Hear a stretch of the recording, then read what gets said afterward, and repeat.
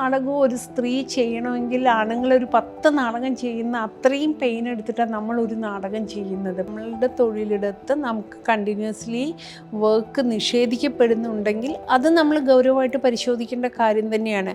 എനിക്ക് വേറെ വർക്ക് ചെയ്യാൻ അറിയാം, അതുകൊണ്ട് ഞാനത് ചെയ്യും എന്ന് പറയാൻ പാടില്ല അവിടെ. അത് ഞാൻ വളരെ പേഴ്സണൽ ലെവലിൽ പറഞ്ഞതാണ്. ചില സന്ദർഭങ്ങളിലൊക്കെ തന്നെ നമ്മുടെ കണ്ടിന്യൂസ് ആയിട്ടുള്ള സൈബർ അറ്റാക്കുകളൊക്കെ വന്നപ്പോൾ ഭയങ്കരമായിട്ട് ബാധിച്ചിട്ടുണ്ട്. കാരണം ഞാൻ അതിന് പറ്റിയ ആളല്ല. എനിക്ക് സൈബർ അറ്റാക്കുകളൊന്നും ഈസി ആയിട്ട് എടുക്കാൻ പറ്റുന്ന ആളല്ല. എനിക്ക് വിഷമാവും.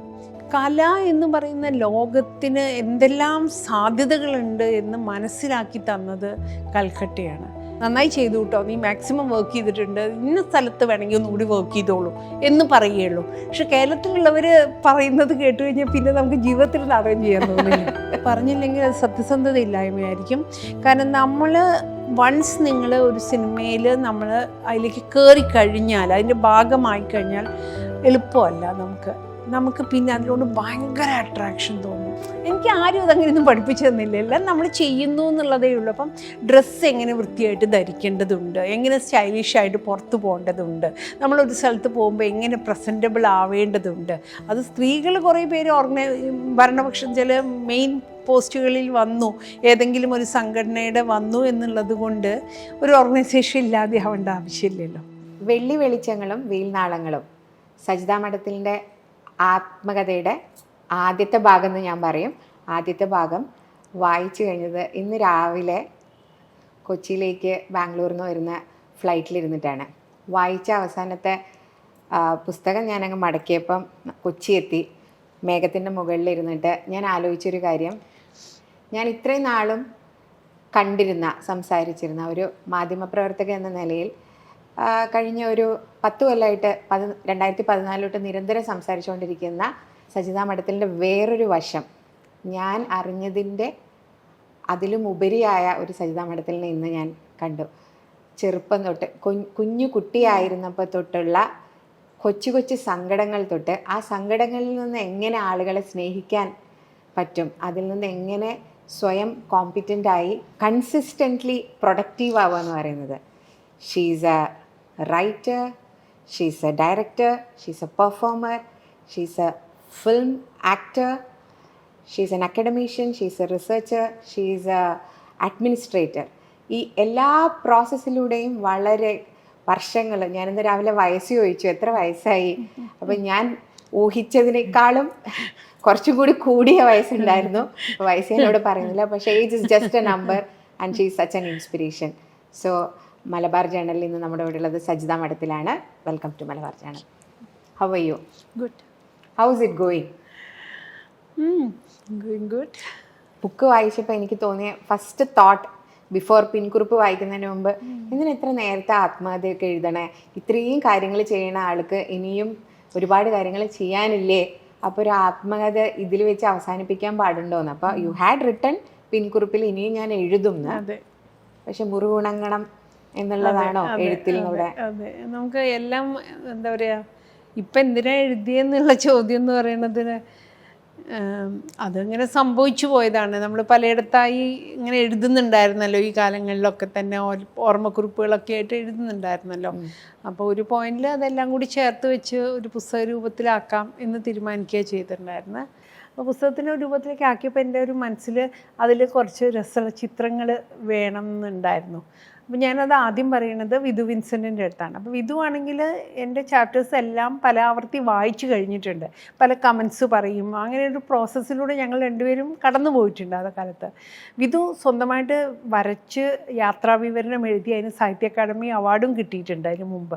അപ്പോൾ വിധുവിനോട് വരയ്ക്കുമെന്നല്ല നമ്മൾ ചോദിക്കണം, നമ്മൾ രണ്ടുപേരും കൂടി വേറൊരു ചിത്രകാരിയെ കണ്ടെത്താനുള്ള ശ്രമമായിരുന്നു ആദ്യം നടത്തിയത്.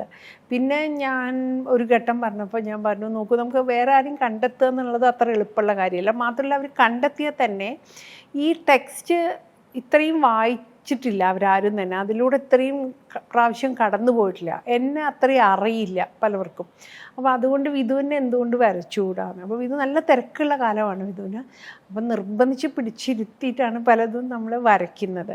എനിക്ക് ആ വരകൾ ഭയങ്കര ഇഷ്ടമായിരുന്നു. ഞാൻ വിചാരിക്കുന്നത് എൻ്റെ പുസ്തകത്തിന് ഒരു ജീവൻ കൊടുത്തത് വിധുവിൻ്റെ വരകൾ തന്നെയാണെന്നാണ്. നമ്മൾ ഏറ്റവും ഓർമ്മയൊക്കെ കുറച്ചും കൂടി ഫ്രഷ് ആയിരിക്കുമ്പം നമ്മൾ എഴുതുക നല്ലത്. എനിക്ക് നല്ലോണം ഓർമ്മക്കുറവ് ഉണ്ടാവുന്നുണ്ട് എന്ന് എനിക്ക് തോന്നുന്നത്. അപ്പം കുറച്ച് ഇപ്പം എഴുതിയാൽ നല്ലതായിരിക്കും എന്ന് എനിക്ക് 2024 PhD കിട്ടിയേ. അതെ. അപ്പോൾ ഓർമ്മക്കുറവുണ്ടായ ആൾക്കാണോ 2024 PhD കിട്ടിയത്? സോ PhDയിലെ വർക്കിനെ പറ്റി ഒന്ന് പറയുമോ? PhDക്ക് ഞാൻ രജിസ്റ്റർ ചെയ്യുന്നത് 2004 തോന്നുന്നുണ്ട്. ഞാൻ ഡൽഹിയിലായിരിക്കുന്ന സമയത്ത്. കാരണം അന്ന് എനിക്കൊരു ഫെലോഷിപ്പ് കിട്ടിയിട്ടുണ്ടായിരുന്നു, നെഹ്റു ഫെലോഷിപ്പ്. അവിടെ ജോയിൻ ചെയ്തതിന് ശേഷം ആർട്സ് ആൻഡ് എസ്തറ്റിക്സ് എന്ന് പറഞ്ഞിട്ടുള്ള ഡിപ്പാർട്ട്മെൻറ്റിലാണ് ഞാൻ പഠിക്കാൻ കയറിയത്. അപ്പോൾ അന്ന് ഞാൻ അവിടുത്തെ ഫസ്റ്റ് സ്റ്റുഡൻ്റാണ്. ആ ഡിപ്പാർട്ട്മെൻറ്റ് ഉണ്ടായി വന്ന ഉടനെയുള്ള സ്റ്റുഡൻ്റാണ്. അപ്പം ഫെലോഷിപ്പിന് അപ്ലൈ ചെയ്യുന്ന സമയത്ത് എല്ലാം ഞാൻ അവിടെ ഇൻ്റർവ്യൂവിനൊക്കെ പോയ സമയത്ത് എല്ലാം ഭയങ്കര മിടുക്കികളായിട്ടുള്ള, ഭയങ്കരമായിട്ട് ഇംഗ്ലീഷ് സ്പീക്കിംഗ് ആയിട്ടുള്ള, കോൺവെൻറ്റ് എഡ്യൂക്കേറ്റഡ് ആയിട്ടുള്ള ആളുകളാണ് പല ഡിപ്പാർട്ട്മെൻറ്റിൽ നിന്നും അവിടെ വന്നിട്ടുള്ളത്. അപ്പോൾ എന്നെപ്പോലെ 1-2 പേര് മാത്രമേ ഉള്ളൂ. അപ്പം എൻ്റെ അടുത്ത് ജാപ്പനീസ് ഫെലോഷിപ്പ് അത്. അപ്പം അവരെൻ്റെ അടുത്ത് ചോദിച്ചു, ഇത് എന്താ നിങ്ങൾ ഇത്. അപ്പോൾ എനിക്ക് അതിൽ വളരെ ക്ലിയറാണ്. കാരണം എനിക്ക് കേരളത്തിലെ നടികളെ കുറിച്ചിട്ടാണ് ഞാൻ പഠിക്കുന്നത്. അപ്പോൾ എനിക്ക് അവരെ കുറിച്ചിട്ടുള്ള ഗൗരവപ്പെട്ടുള്ള ഒരു ഹിസ്റ്ററി ഉണ്ടാക്കേണ്ടതുണ്ട്. അതിന് എനിക്ക് വേറെ നിവൃത്തിയില്ല. എനിക്ക് ഫണ്ട് കിട്ടിയാൽ മാത്രമേ എനിക്ക് പഠിക്കാൻ പറ്റുള്ളൂ. അപ്പോൾ ഞാൻ ഇത് തന്നെ അവരുടെ അടുത്ത് പറഞ്ഞത്, ഞാനൊരു നടിയാണ്, എനിക്ക് എൻ്റെ ഹിസ്റ്ററി എഴുതണം. അപ്പോൾ അതിന് വേണ്ടി നിങ്ങൾ എനിക്ക് ഫണ്ട് തന്നേ പറ്റൂ. എനിക്ക് ഫണ്ട് കിട്ടിയാലേ പഠിക്കാൻ പറ്റുള്ളൂ. അല്ലെങ്കിൽ ഇപ്പം ആ പ്രായത്തിലൊക്കെ തന്നെ പഠിക്കുക എന്ന് പറയുന്നത് അത്ര എളുപ്പമുള്ള കാര്യമല്ല. എനിക്കൊരു കുഞ്ഞും ഉണ്ട് ആ സമയത്ത്. അപ്പോൾ ഞാൻ പറഞ്ഞു എനിക്ക് അത് വേണമെന്ന്. പക്ഷേ അവരെനിക്ക് തന്നു ഫെലോഷിപ്പ്. അതൊരു ചലച്ചിത്ര അക്കാദമി ആയിട്ട് അസോസിയേറ്റ് ചെയ്ത് അല്ല ഇതൊക്കെ സംഭവിക്കുന്നത് അത് വളരെ ലേറ്റർ ആയിട്ടാണ്. അതെന്ന് പറഞ്ഞിട്ടുണ്ടെങ്കിൽ സിനിമേൻ്റെ അകത്തെ സ്ത്രീകളെ കുറിച്ച്, ഇത് നാടകമാണ് ഇതിൻ്റെ ഒരു കോൺസെൻട്രേഷൻ എന്ന് പറഞ്ഞത്. പക്ഷെ എനിക്ക് കണ്ടിന്യൂ ചെയ്യാൻ പറ്റിയില്ല. എനിക്ക് 2006 ആകുമ്പോഴത്തേക്ക് എനിക്ക് എൻ്റെ കോഴ്സ് വർക്കൊക്കെ കഴിഞ്ഞപ്പോഴത്തേക്ക് എനിക്ക് ഫെലോഷിപ്പ് വിഡ്രോ ചെയ്യേണ്ടി വന്നു. കാരണം എനിക്ക് വേറൊരു ജോലി കിട്ടി. കേന്ദ്ര സംഗീത നാടക അക്കാദമിയിൽ ഡെപ്യൂട്ടി സെക്രട്ടറി ആയിട്ട് എനിക്ക് ജോലി കിട്ടി. അപ്പോൾ കിട്ടിയപ്പോൾ എന്താണുള്ള പ്രശ്നം വെച്ചാൽ, നമ്മൾ ഈ വളരെ മിഡിൽ ക്ലാസ് കുടുംബങ്ങളിൽ നിന്നൊക്കെ വരുന്ന ആളുകളെ സംബന്ധിച്ചിടത്തോളം ജോലി ഭയങ്കര ഇമ്പോർട്ടൻ്റ് ആണല്ലോ. അതെ. അപ്പം ഞാൻ ജോലിക്ക് കയറി. അപ്പം നമ്മൾ PhD നിന്നുപോയി.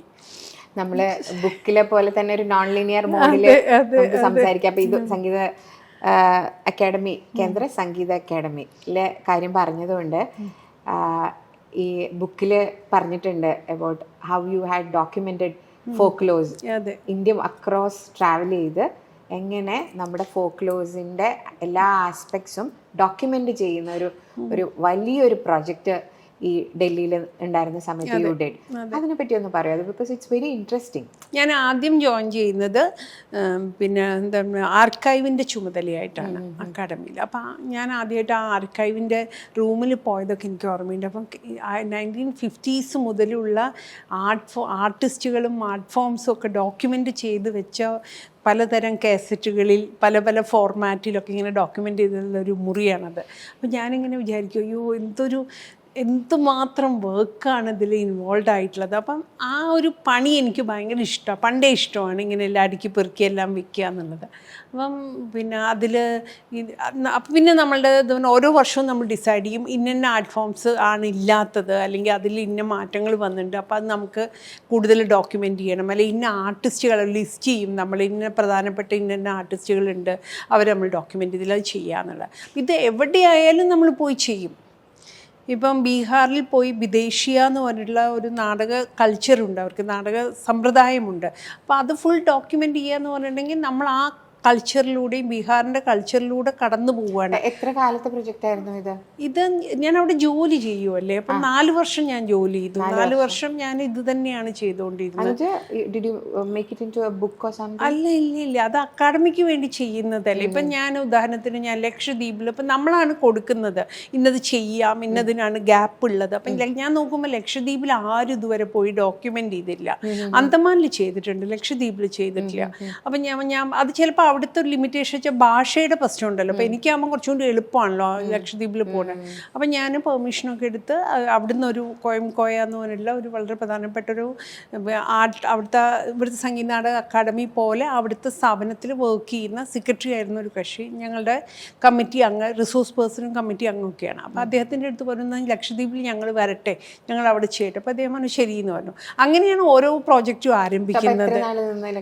ലക്ഷദ്വീപിൽ 20-25 ഡേയ്സ്. ധാരാളം കലാരൂപങ്ങളുണ്ട് അവിടെ. അവിടെ പാട്ടിൻ്റെയും പിന്നെ ഈ നമ്മളിവിടുത്തെ കോൽക്കളി പോലെയുള്ള കലാരൂപങ്ങളുണ്ട്. പാട്ടം എന്നൊക്കെ പറഞ്ഞിട്ട് പല തരത്തിലുള്ള ഡാൻസ് ഫോമുകൾ അവിടെയുണ്ട്. പാട്ടുകളുടെ വലിയൊരു ട്രഡീഷനുണ്ട്. ഞാൻ എൻ്റെ പേരുകളൊക്കെ പലതും മറന്നുപോയി, പക്ഷെ ഭയങ്കര സ്ട്രോങ് ആണ് പിന്നെ അവിടുത്തെ പിന്നെ കലാരൂപങ്ങൾ എന്ന് പറയുന്നത്. അപ്പം ഇത് അവിടുത്തെ ഒരു പ്രശ്നം, നമ്മൾ ഈ ഡെപ്യൂട്ടി സെക്രട്ടറി ഒക്കെ ആയിട്ട് നമ്മളവിടെ പോകുമ്പോൾ നമ്മൾ കവർത്തിയിൽ പോയി പിന്നെ ഷിപ്പിൽ പോയി ഇറങ്ങുന്നു. അപ്പോൾ അടുത്ത സ്ഥലത്തേക്ക് അടുത്ത ഓരോരോ ഐലൻഡിലേക്ക് നമുക്ക് പോകണം. അപ്പം നമ്മൾ വിചാരം എന്താ വെച്ചാൽ നമ്മൾ ഇവിടുന്ന് ജീവിച്ച് വളർന്നിട്ട് നമ്മൾ വിചാരിക്കുന്നത് അടുത്ത ഐലൻഡിലേക്ക് പോകണമെങ്കിൽ എനിക്ക് നാളെ രാവിലെ എനിക്ക് അവിടെ പോയിട്ട് ഡോക്യുമെൻ്റ് ചെയ്യണം എന്നാണ് ഞാൻ ഇവരോട് പറഞ്ഞത്. അപ്പോൾ അദ്ദേഹം ഇങ്ങനെ നോക്കി ചിരിക്കും. കാരണം വെച്ചാൽ അവിടെ ഒരു ഐലൻഡിൽ നിന്ന് വേറെ ഐലൻഡിലേക്ക് പോകാമെന്ന് പറഞ്ഞാൽ അത്ര എളുപ്പമുള്ള കാര്യമല്ല. നമുക്കറിയില്ല അത്തരം കാര്യങ്ങളൊന്നും തന്നെ. എത്രയോ ദിവസങ്ങൾ വെയിറ്റ് ചെയ്തിട്ടായിരിക്കും അടുത്ത ഷിപ്പോ അടുത്ത അവിടേക്ക് പോകാനുള്ള എന്തെങ്കിലും രീതിയിലുള്ള ട്രാൻസ്പോർട്ടേഷൻ കിട്ടുക. അപ്പോൾ അവിടെ നമ്മൾ വെയിറ്റ് ചെയ്തിട്ടാണ് നമ്മൾ പോകുന്നത്. അങ്ങനെ ഞങ്ങൾ അഗത്തി ഒഴികെയുള്ള പ്രധാനപ്പെട്ട എല്ലാ ഐലൻഡിലും നമ്മൾ പോയി ആർട്ടിസ്റ്റുകളെ മീറ്റ് ചെയ്തു, അവരുടെ ഇൻ്റർവ്യൂസ് എടുത്തു, കലാരൂപങ്ങൾ ഡോക്യുമെൻ്റ് ചെയ്തു. ഭയങ്കര രസമുള്ളൊരു വെച്ചാൽ ഭയങ്കര അപകടം പിടിച്ച യാത്രകളായിരുന്നു പല യാത്രകളും. നമ്മൾ പോകുന്ന സമയത്ത് പല പല പ്രശ്നങ്ങളിലൂടെ കടന്നു പോയിട്ടുണ്ട്. പക്ഷേ അത്രയും ആർട്ട് ഫോംസ് ഡോക്യുമെൻ്റ് ചെയ്യാൻ പറ്റി, അത്രയും ദിവസം അവിടെ സ്പെൻഡ് ചെയ്യാൻ പറ്റിയത് ഞാൻ അക്കാഡമിയുടെ ഡെപ്യൂട്ടി സെക്രട്ടറി ആയതുകൊണ്ടാണ്, ആ ജോലിയുടെ ഭാഗമായതുകൊണ്ട്. ഇപ്പോൾ ഇൻഡിവിജ്വലി നമുക്ക് ബോഡി ചെയ്യാൻ പറ്റുന്ന പണിയല്ല. അതെ. ഇത് ചോദിച്ചപ്പോൾ നമ്മൾ ഒരു ആർട്ട്, ഒരു നാടകം കാണുമ്പോൾ തന്നെ നമുക്ക് ഒരുപാട് ട്രാൻസ്ഫോർമേഷൻ ഉണ്ടാകുന്നു, നമ്മൾക്ക് ഒരുപാട് തോട്ട് പ്രോസസ്സ് വരുന്നുണ്ടെന്ന് പറയുമ്പോൾ almost like 4 years you travelled across India. എന്നിട്ട് ഈ ഫോക്ലോസ് പല തരത്തിലുള്ള എല്ലാ നാടുകളുടെയും വേരുകളാണല്ലോ ഇത്. അപ്പം ഏത് തരത്തിലാണ് as A human being it helped U? നമ്മൾ ഭയങ്കരമായിട്ട് എന്താ പറയുക, നമുക്ക് അഹങ്കാരങ്ങളെല്ലാം നമ്മളിത് പോവും. കാരണം വെച്ചാൽ ഇത്രയും ഒരു ആർട്ടിസ്റ്റ് എന്നുള്ള നിലയ്ക്കുള്ള ഞാൻ ഭയങ്കര കുറച്ചുകൂടി എന്താ പറയുക, നമ്മൾ വളരെ താഴ്ന്നു നിൽക്കണം എന്ന് നമ്മൾ പഠിപ്പിക്കും ഈ കലാരൂപങ്ങൾ. അത്രയും ഗംഭീരമായിട്ടുള്ള ആർട്ട് ഫോംസാണ് ലോകം മുഴുവൻ ഉള്ളത്, ഇന്ത്യയിൽ പ്രത്യേകിച്ചും ഉള്ളത്. മണിപ്പൂരിലൊക്കെയുള്ള പല കലാരൂപങ്ങളും കണ്ടാൽ നമ്മൾ ഭയങ്കര അതിശയിക്കും. ത്രിപുരയിൽ മണിപ്പൂരിൽ ഒക്കെ പോകുന്ന സമയത്തെ ഭയങ്കര സന്തോഷം തോന്നും നമുക്ക്. എന്തൊരു ഒഡീസ, ഭയങ്കര രസമുള്ള കലാരൂപങ്ങളാണ്. ബംഗാളിലെ കലാരൂപങ്ങൾ, കേരളത്തിൽ തന്നെ ഞാൻ കുറേ വർക്ക് ചെയ്തിട്ടുണ്ട്. കേരളത്തിൽ നീലംപേരൂർ പടയണി ഫുൾ നമ്മൾ അക്കാഡമിക്ക് വേണ്ടി ഡോക്യുമെൻ്റ് ചെയ്തിട്ടുണ്ട്. പിന്നെ അതേപോലെ ചവിട്ട് നാടകത്തിന് 10 ദിവസം ചവിട്ട് നാടകം ഗോതുരുത്ത് പോയി അവിടുത്തെ എല്ലാ ഗ്രൂപ്പുകളെയും ഇൻവൈറ്റ് ചെയ്തിട്ട് അവരുടെ പെർഫോമൻസ് നമ്മൾ ഡോക്യുമെൻ്റ് ചെയ്തിട്ടുണ്ട്. അന്നുണ്ടായിരുന്ന എല്ലാ പ്രധാനപ്പെട്ട ആശാന്മാരെ, മാസ്റ്റേഴ്സായിട്ടുള്ള എല്ലാവരെയും ഡോക്യുമെൻ്റ് ചെയ്തിട്ടുണ്ട്. ചവിട്ട് നാടകം ശരിക്കും ഗോതുരുത്ത് മാത്രം അതോ അല്ല, ആലപ്പുഴയിലും അല്ലല്ല, കേരളത്തിൽ 2-3 ജില്ലകളിൽ ഉണ്ട്. ആ മൊത്തം ഏരിയയിലുണ്ട്. പിന്നെ എന്താ പറയുക, തീരദേശത്ത് ഉണ്ട്. അതിൽ നമ്മൾ ഗോതുരത്തിലേക്ക് ഇവരെയൊക്കെ ക്ഷണിച്ചിട്ട് അവിടെ വെച്ചിട്ടായിരുന്നു ഈ ഡോക്യുമെന്റേഷൻ. ശിക്ഷകാനും ഞങ്ങൾ ഡോക്യുമെന്റ് ചെയ്തിട്ടുണ്ട്, വളരെ ഡീറ്റെയിൽ ആയിട്ട് ഡോക്യുമെന്റ് ചെയ്തിട്ടുണ്ട്. ഡൽഹിയിലെ ജീവിതം, കൊൽക്കത്തയിലെ ജീവിതം, നാടക ജീവിതം, ഇതൊക്കെയാണ് I would like to know about you. അപ്പോൾ നമുക്ക് എനിക്ക് തോന്നുന്നു കൊൽക്കത്തയിലെ ലൈഫ് തൊട്ട് തുടങ്ങാം അല്ലേ? ചൈൽഡ്ഹുഡ് നമുക്ക് അവസാനം പറയാം. അപ്പോൾ കൊൽക്കത്തയിൽ പഠിക്കാൻ പോണതും ആ ഒരു ലൈഫും അന്ന് ഒരു വേറൊരു ഇപ്പോഴത്തെ ഒരു കാലഘട്ടമല്ല, ഒരു എൻലൈറ്റ്മെൻറ്റ് എറ ആയിരുന്നു. ഒരുപാട് ആളുകളെ പരിചയപ്പെട്ടു. ലൈഫ് ഇറ്റ് ബിക്കെയിം ലൈക്ക് കോഴിക്കോട്ട് നിന്ന് കൊൽക്കത്തയിൽ എത്തുമ്പോൾ ഉണ്ടാവുന്ന ഒരു നമുക്കുണ്ടാവുന്ന ഒരു കൾച്ചറൽ ഷോക്ക് തൊട്ട് ഒരുപാട് കാര്യങ്ങൾ you would have gone through. So ആ ഒരു മെമ്മറീസ് ഒന്ന് ഷെയർ ചെയ്യുമോ? How it has actually helped you to be a better person, artist? ഈ പറഞ്ഞ പോലെ കോഴിക്കോട് നിന്ന് തിരുവനന്തപുരത്ത് എത്തുന്നു. ജോലി അവിടെ ചെയ്തുകൊണ്ടിരിക്കുന്ന സമയത്താണ് ഞാൻ ഇങ്ങനെ ശ്രീ പഠന കേന്ദ്രത്തിൻ്റെ ക്യാമ്പിന് പോവുകയും ശ്രീനാഥനെയൊക്കെ പരിചയപ്പെടുന്നു. അങ്ങനെയാണ് കൽക്കട്ടയിലേക്ക് പോവാമെന്നുള്ള തീരുമാനം എത്തുന്നതും അവിടുത്തെ എൻട്രൻസ് എഴുതാനൊക്കെ പോവുകയൊക്കെ ചെയ്യുന്നത്. കൽക്കട്ട ഞാൻ അതുവരെ കണ്ട ലോകമേ അല്ല. ഒരു വലിയ ലോകം. ഒരു മെട്രോ സിറ്റിയിൽ അതുവരെ പോയിട്ടില്ലല്ലോ. കാശൊന്നുമില്ല, എങ്ങനെ പഠിക്കുന്നു എന്നുള്ളതിനെ കുറിച്ചിട്ട് കൃത്യമായിട്ടുള്ള ധാരണയൊന്നുമില്ല. പിന്നെ വളരെ പ്രിയപ്പെട്ട ആളുകൾ നമുക്ക് തന്ന കാശ് വെച്ചിട്ടാണ് പോവുകയും അവിടുത്തെ കാര്യങ്ങൾ ചെയ്യുകയും ചെയ്യുന്നത്. പിന്നെ ആദ്യമായിട്ടാണ് വീടിൻ്റെ പുറത്തൊരു വീട്ടിൽ താമസിക്കുന്നത്. ഭാഗ്യത്തിന് എനിക്ക് അവിടെ ഒരു ആൻറ്റീനെ ഞാൻ പരിചയപ്പെടുന്നു. എൻ്റെ ഒരു പിന്നെ അവിടുത്തെ ഗോപി എന്ന് പറഞ്ഞിട്ട് മലയാളി പിന്നെ പത്രപ്രവർത്തകനായിട്ടുള്ള ഒരു ഗോപിച്ചേട്ടനാണ് എനിക്ക് പരിചയപ്പെടുത്തി തരുന്നത്, ഇദ്ദേഹത്തിന് ഈ ആൻറ്റീനെ പരിചയപ്പെടുത്തി തരുന്നത്. അങ്ങനെയൊക്കെയാണ് ഞാൻ അവിടെ പോയി എത്തിപ്പെടുന്നത്, ആ വീട്ടിലൊക്കെ എത്തിപ്പെടുന്നത്.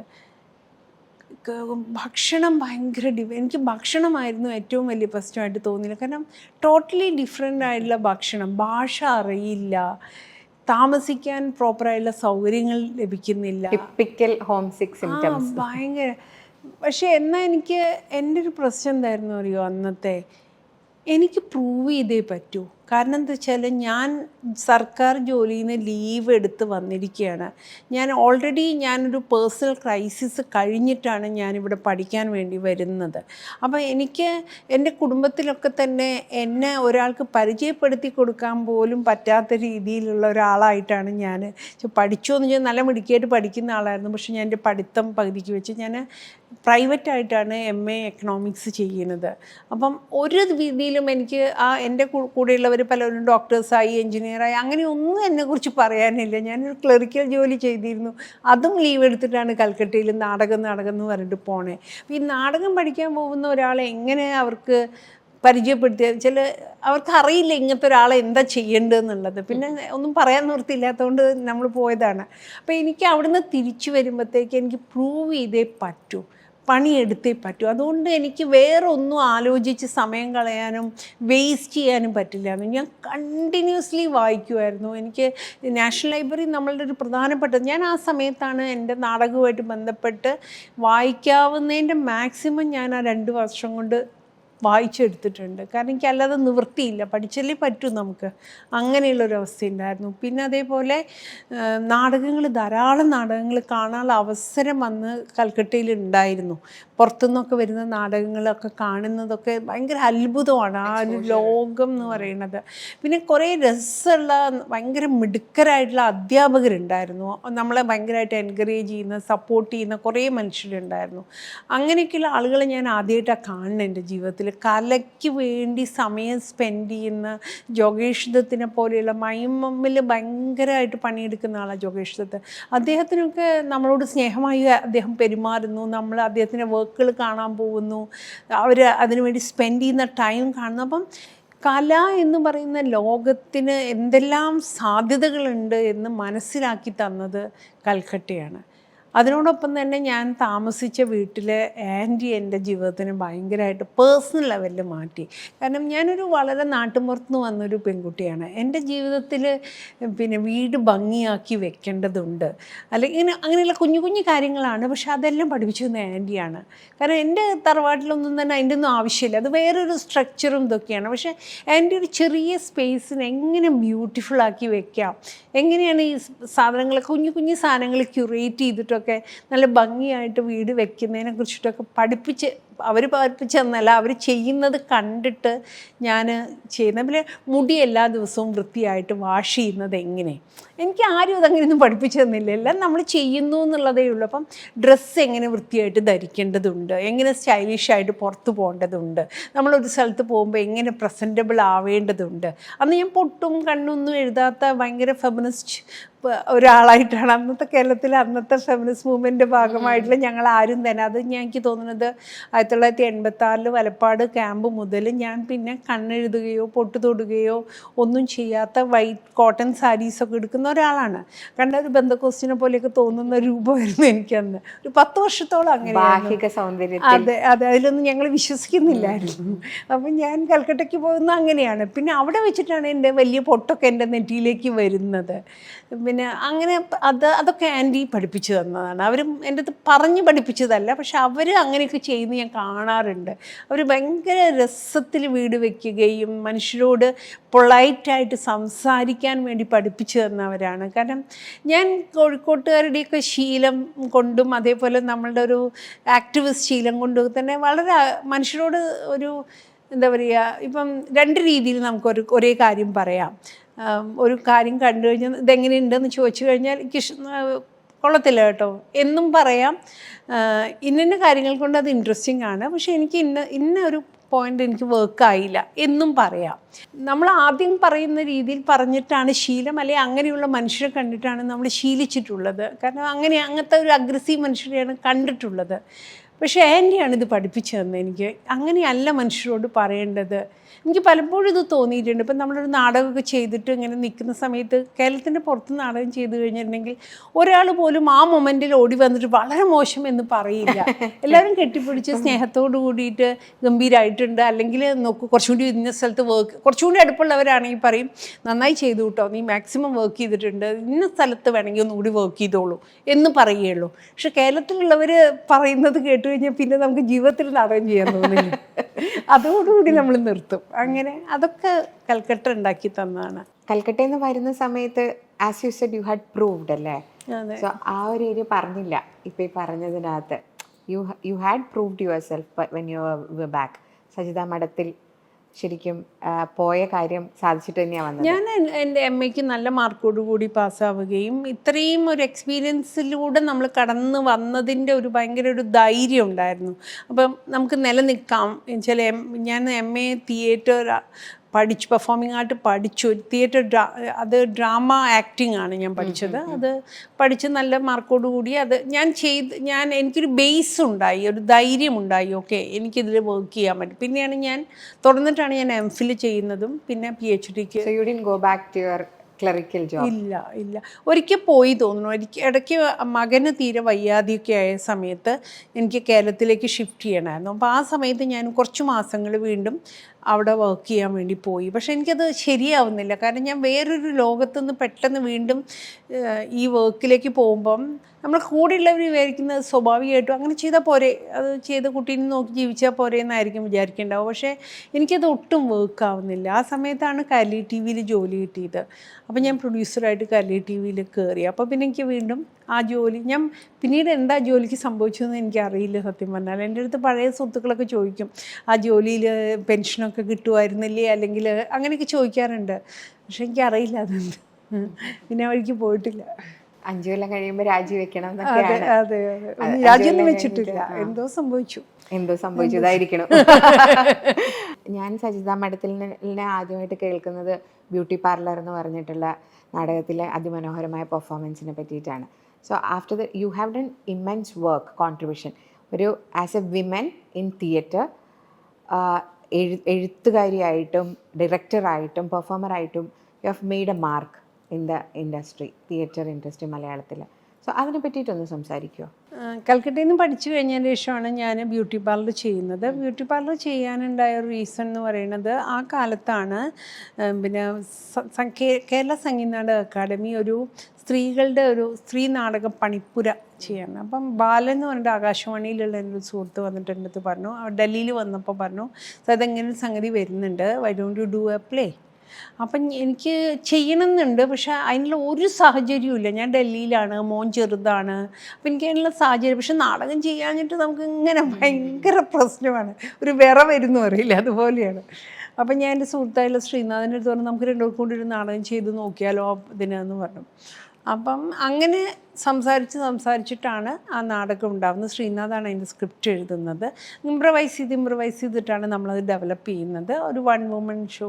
പക്ഷേ അതിന് മുന്നേ ഞാൻ അങ്ങനത്തെ സോളോ പെർഫോമൻസ് അധികം കണ്ടിട്ടില്ല. എനിക്കങ്ങനെ പരിചയമൊന്നുമില്ല അങ്ങനത്തെ സോളോ ചെയ്തിട്ടുള്ളത്. ഒരു മാനിക്യൂൻ അതിലെ ക്യാരക്ടറാണ്. നമ്മൾ വളരെ നമ്മളടുത്ത് അങ്ങനെ ഫണ്ടൊന്നുമില്ല. അപ്പം നമ്മളിങ്ങനെ പലയിടത്തായി പോയി പിന്നെ മാനിക്യൂൻസ് കിട്ടുന്ന സ്ഥലത്ത് മാനിക്യൂൻ വേണമെന്ന് തീരുമാനിച്ചു. കാരണം ബ്യൂട്ടിഫൈ ചെയ്യുന്നത് ഈ ബോഡിയിലാണ്. അപ്പോൾ അതിന് വേണ്ടി ഒരു മാനിക്യൂൻ സംഘടിപ്പിച്ചു. മിനിമം സാധനങ്ങളൊക്കെ ഡൽഹിയിൽ വെച്ച് ഇതൊക്കെ ആയിട്ട് ഫുൾ റിഹേഴ്സലൊക്കെ ചെയ്തു.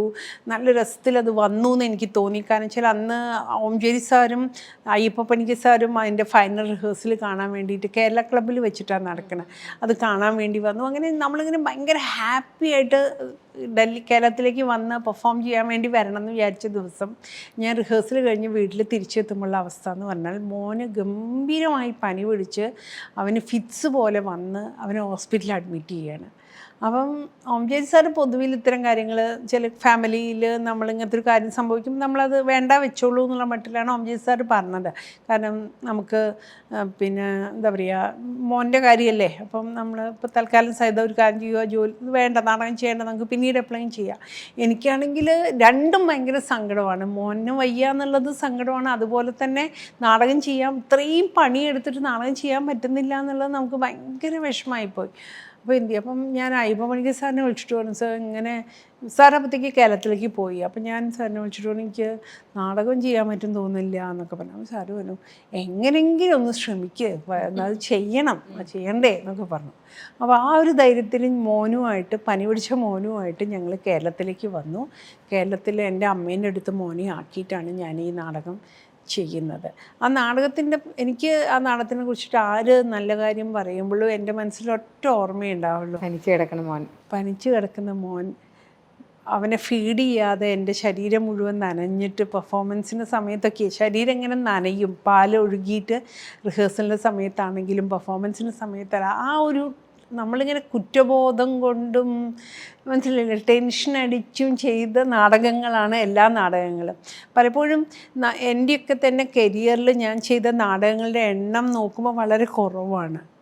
ഓരോ നാടകവും ഒരു സ്ത്രീ ചെയ്യണമെങ്കിൽ ആണുങ്ങളൊരു 10 നാടകം ചെയ്യുന്ന അത്രയും പെയിൻ എടുത്തിട്ടാണ് നമ്മളൊരു നാടകം ചെയ്യുന്നത്. പ്രത്യേകിച്ച് അങ്ങനെ എനിക്കങ്ങനെ ഒരു എന്താണ് ഒരു ഫാമിലിയിൽ ആരും നാടകം ചെയ്യുന്ന ആൾക്കാരല്ല, അങ്ങനെ സപ്പോർട്ട് സിസ്റ്റം ഇല്ല. പിന്നെ ഒരു സ്ത്രീക്കിടെ കലാഭ്രാന്തിനോടൊപ്പം നിൽക്കുക എന്ന് പറയുന്നത് ഒരു കുടുംബവും ചെയ്യുന്ന കാര്യമല്ല. അല്ലെങ്കിൽ അങ്ങനെ കലാതൽപരരായിട്ടുള്ള ആൾക്കാരായിരിക്കണം, അത് പരിചയമുള്ള ആൾക്കാരുമല്ല എൻ്റെ ഒന്നും കുടുംബത്തിലുള്ളത്. അപ്പോൾ അതുകൊണ്ട് തന്നെ ഓരോ നാടകം, പിന്നെ അത് കഴിഞ്ഞ് മത്സ്യഗന്ധി എന്ന് പറഞ്ഞ നാടകം എഴുതി, പിന്നെ അത് എന്താ പറയുക അഭിനയിച്ചു, അതിൽ സോളോ പ്ലേ ആയിരുന്നു. അതും ഇത് ഈ സോളോ പ്ലേ ചെയ്യുന്നത് തന്നെ നമുക്ക് ഗ്രൂപ്പ് ഇല്ലാത്തത് കൊണ്ടാട്ടോ, നമുക്കൊരു ടീമൊന്നുമില്ല, എല്ലാം ഡൽഹിയിലൊക്കെ വേണം, പിന്നെ എക്സ്പെൻസ്. അതെ അതെ എല്ലാം ഉണ്ടല്ലോ. അപ്പം ഞാനത് എഴുതി, അത് പെൺമലയാളമൊക്കെ ചെയ്ത ഒരു അനുഭവത്തിൽ നിന്നാണ് ഫിഷിംഗ് കമ്മ്യൂണിറ്റീനെ ബേസ് ചെയ്തിട്ട് ഒരു നാടകം എഴുതുന്നത്. ഫിഷിംഗ് കമ്മ്യൂണിറ്റിയിൽപ്പെട്ട ആൾക്കാർ തന്നെ നല്ലോണം എന്നെ സപ്പോർട്ട് ചെയ്തിട്ടുണ്ട് ആ നാടകം ചെയ്ത്. എൻ്റെ എക്സ് ഹസ്ബൻഡിൻ്റെ അമ്മയും അച്ഛനും ഒക്കെ തന്നെ അതിലേക്ക് കോൺട്രിബ്യൂട്ട് ചെയ്തിട്ടുണ്ട്. അതേപോലെ മാഗ്ലിൻ പീറ്റർ അന്ന് കുറേ കാര്യങ്ങൾ അതിനെക്കുറിച്ചുള്ള ഇൻഫർമേഷൻസ് എൻ്റെ അടുത്ത് പറഞ്ഞു തന്നിട്ടുണ്ട്. അങ്ങനെ കുറേ ഏലിയമ്മ ചേച്ചീൻ്റെ അടുത്ത് നിന്ന് കുറേ ഇൻഫർമേഷൻസ് എടുത്തിട്ടുണ്ട്. അങ്ങനെ പലവരും ഫിഷിംഗ് കമ്മ്യൂണിറ്റീനോടൊപ്പം പണിയെടുക്കുന്ന പലവരും നമുക്ക് ആ ഇൻഫർമേഷൻസൊക്കെ തന്നിട്ടാണ് ആ നാടകം മത്സ്യഗന്ധി എന്ന് പറയുന്ന നാടകം എഴുതുന്നത്. അപ്പോൾ ആ നാടകം എഴുതി അത് പെർഫോം ചെയ്തിട്ട് അത് സൗത്ത് ആഫ്രിക്കയിൽ പോയിട്ട് കളിക്കണം. ഞാൻ അതിൽ സെലക്ട് ചെയ്തതാണ്, എന്നെ ഒരു സമ്മിറ്റിന് വേണ്ടി സെലക്ട് ചെയ്തു. ഇന്ത്യയിൽ നിന്ന് ഒരാളെയാണ് അവർ സെലക്ട് ചെയ്തത്. അപ്പം ഞാനിത് അവിടെ പോയി പെർഫോം ചെയ്യണം, സോളോ പെർഫോമൻസ് ആണ്, എല്ലാ സാധനങ്ങളും നമ്മൾ തന്നെ ചെയ്യണം. അതിൻ്റെ അത്യാവശ്യം ലൈറ്റിങ്, അതിൻ്റെ മ്യൂസിക് എല്ലാം നമ്മൾ സെറ്റ് ചെയ്തിട്ടാണ് പോണത്. അപ്പം അത് അവിടെ ഞാൻ കേപ്പ് ടൗണിൽ കുറേ സ്ഥലത്ത് പെർഫോം ചെയ്തു. പിന്നീട് അതിന് ശേഷം ജോൺ മാർട്ടിൻ എന്ന് പറഞ്ഞ ഡയറക്ടർ ഞങ്ങളെപ്പോലെ ഇതുപോലെ ഓരോരുത്തരും കൊണ്ടുവന്നിട്ടുള്ള ഫിഷിംഗ് കമ്മ്യൂണിറ്റീനെ ബേസ് ചെയ്ത് ചെയ്തിട്ടുള്ള വർക്കുകളെ ചേർത്ത് വെച്ചുകൊണ്ട് ഒരു വലിയ നാടകം ചെയ്തു. അത് കണ്ടിന്യൂസ്ലി കുറേ മാസങ്ങൾ സൗത്ത് ആഫ്രിക്കയിലെ പല സ്ഥലങ്ങളിലും പോയിട്ട് പെർഫോം ചെയ്തു. അത് മോൻ കേരളത്തിൽ ഇന്ത്യയിലാണുള്ളത്. അവൻ പിന്നെ അവൻ്റെ അച്ഛൻ്റെയും എൻ്റെ അമ്മയുടെയും കൂടെ ഡൽഹിയിലായിരുന്നു ഉണ്ടായിരുന്നത്. നല്ല ബുദ്ധിമുട്ടായിരുന്നു. പിന്നെ അമ്മ തിരിച്ചു പോകുന്ന സമയത്ത് ജോലിക്കാരിയൊക്കെ വെച്ചിട്ടാണ് നോക്കിയത്. അവനന്ന് 4-5 വയസ്സേ ഉള്ളൂ. ഒട്ടും എളുപ്പമല്ല, നമുക്ക് ഭയങ്കര ടെൻഷനാണ്. എനിക്കറിയാം, തിരിച്ചു വരുന്ന സമയത്ത് എയർപോർട്ടിലൊക്കെ വെച്ചിട്ട് അവൻ എന്നെ കാണുമ്പോൾ ഉണ്ടാവുന്നൊരു എക്സൈറ്റ്മെൻറ്റും ഒക്കെ തന്നെ നമുക്ക് ഭയങ്കര കുറ്റബോധം തോന്നും. അയ്യോ ഞാൻ എന്തിനാ അങ്ങനെ ചെയ്യുന്നത്, അങ്ങനെ തോന്നില്ലേ നമുക്ക്. അതിൽ നിന്ന് ആകെയുള്ളത് ഫിനാൻഷ്യലി ഒരു ചെറിയ സപ്പോർട്ട് സിസ്റ്റം ആയിരുന്നു. അതൊരു ജോലിയായിരുന്നല്ലോ.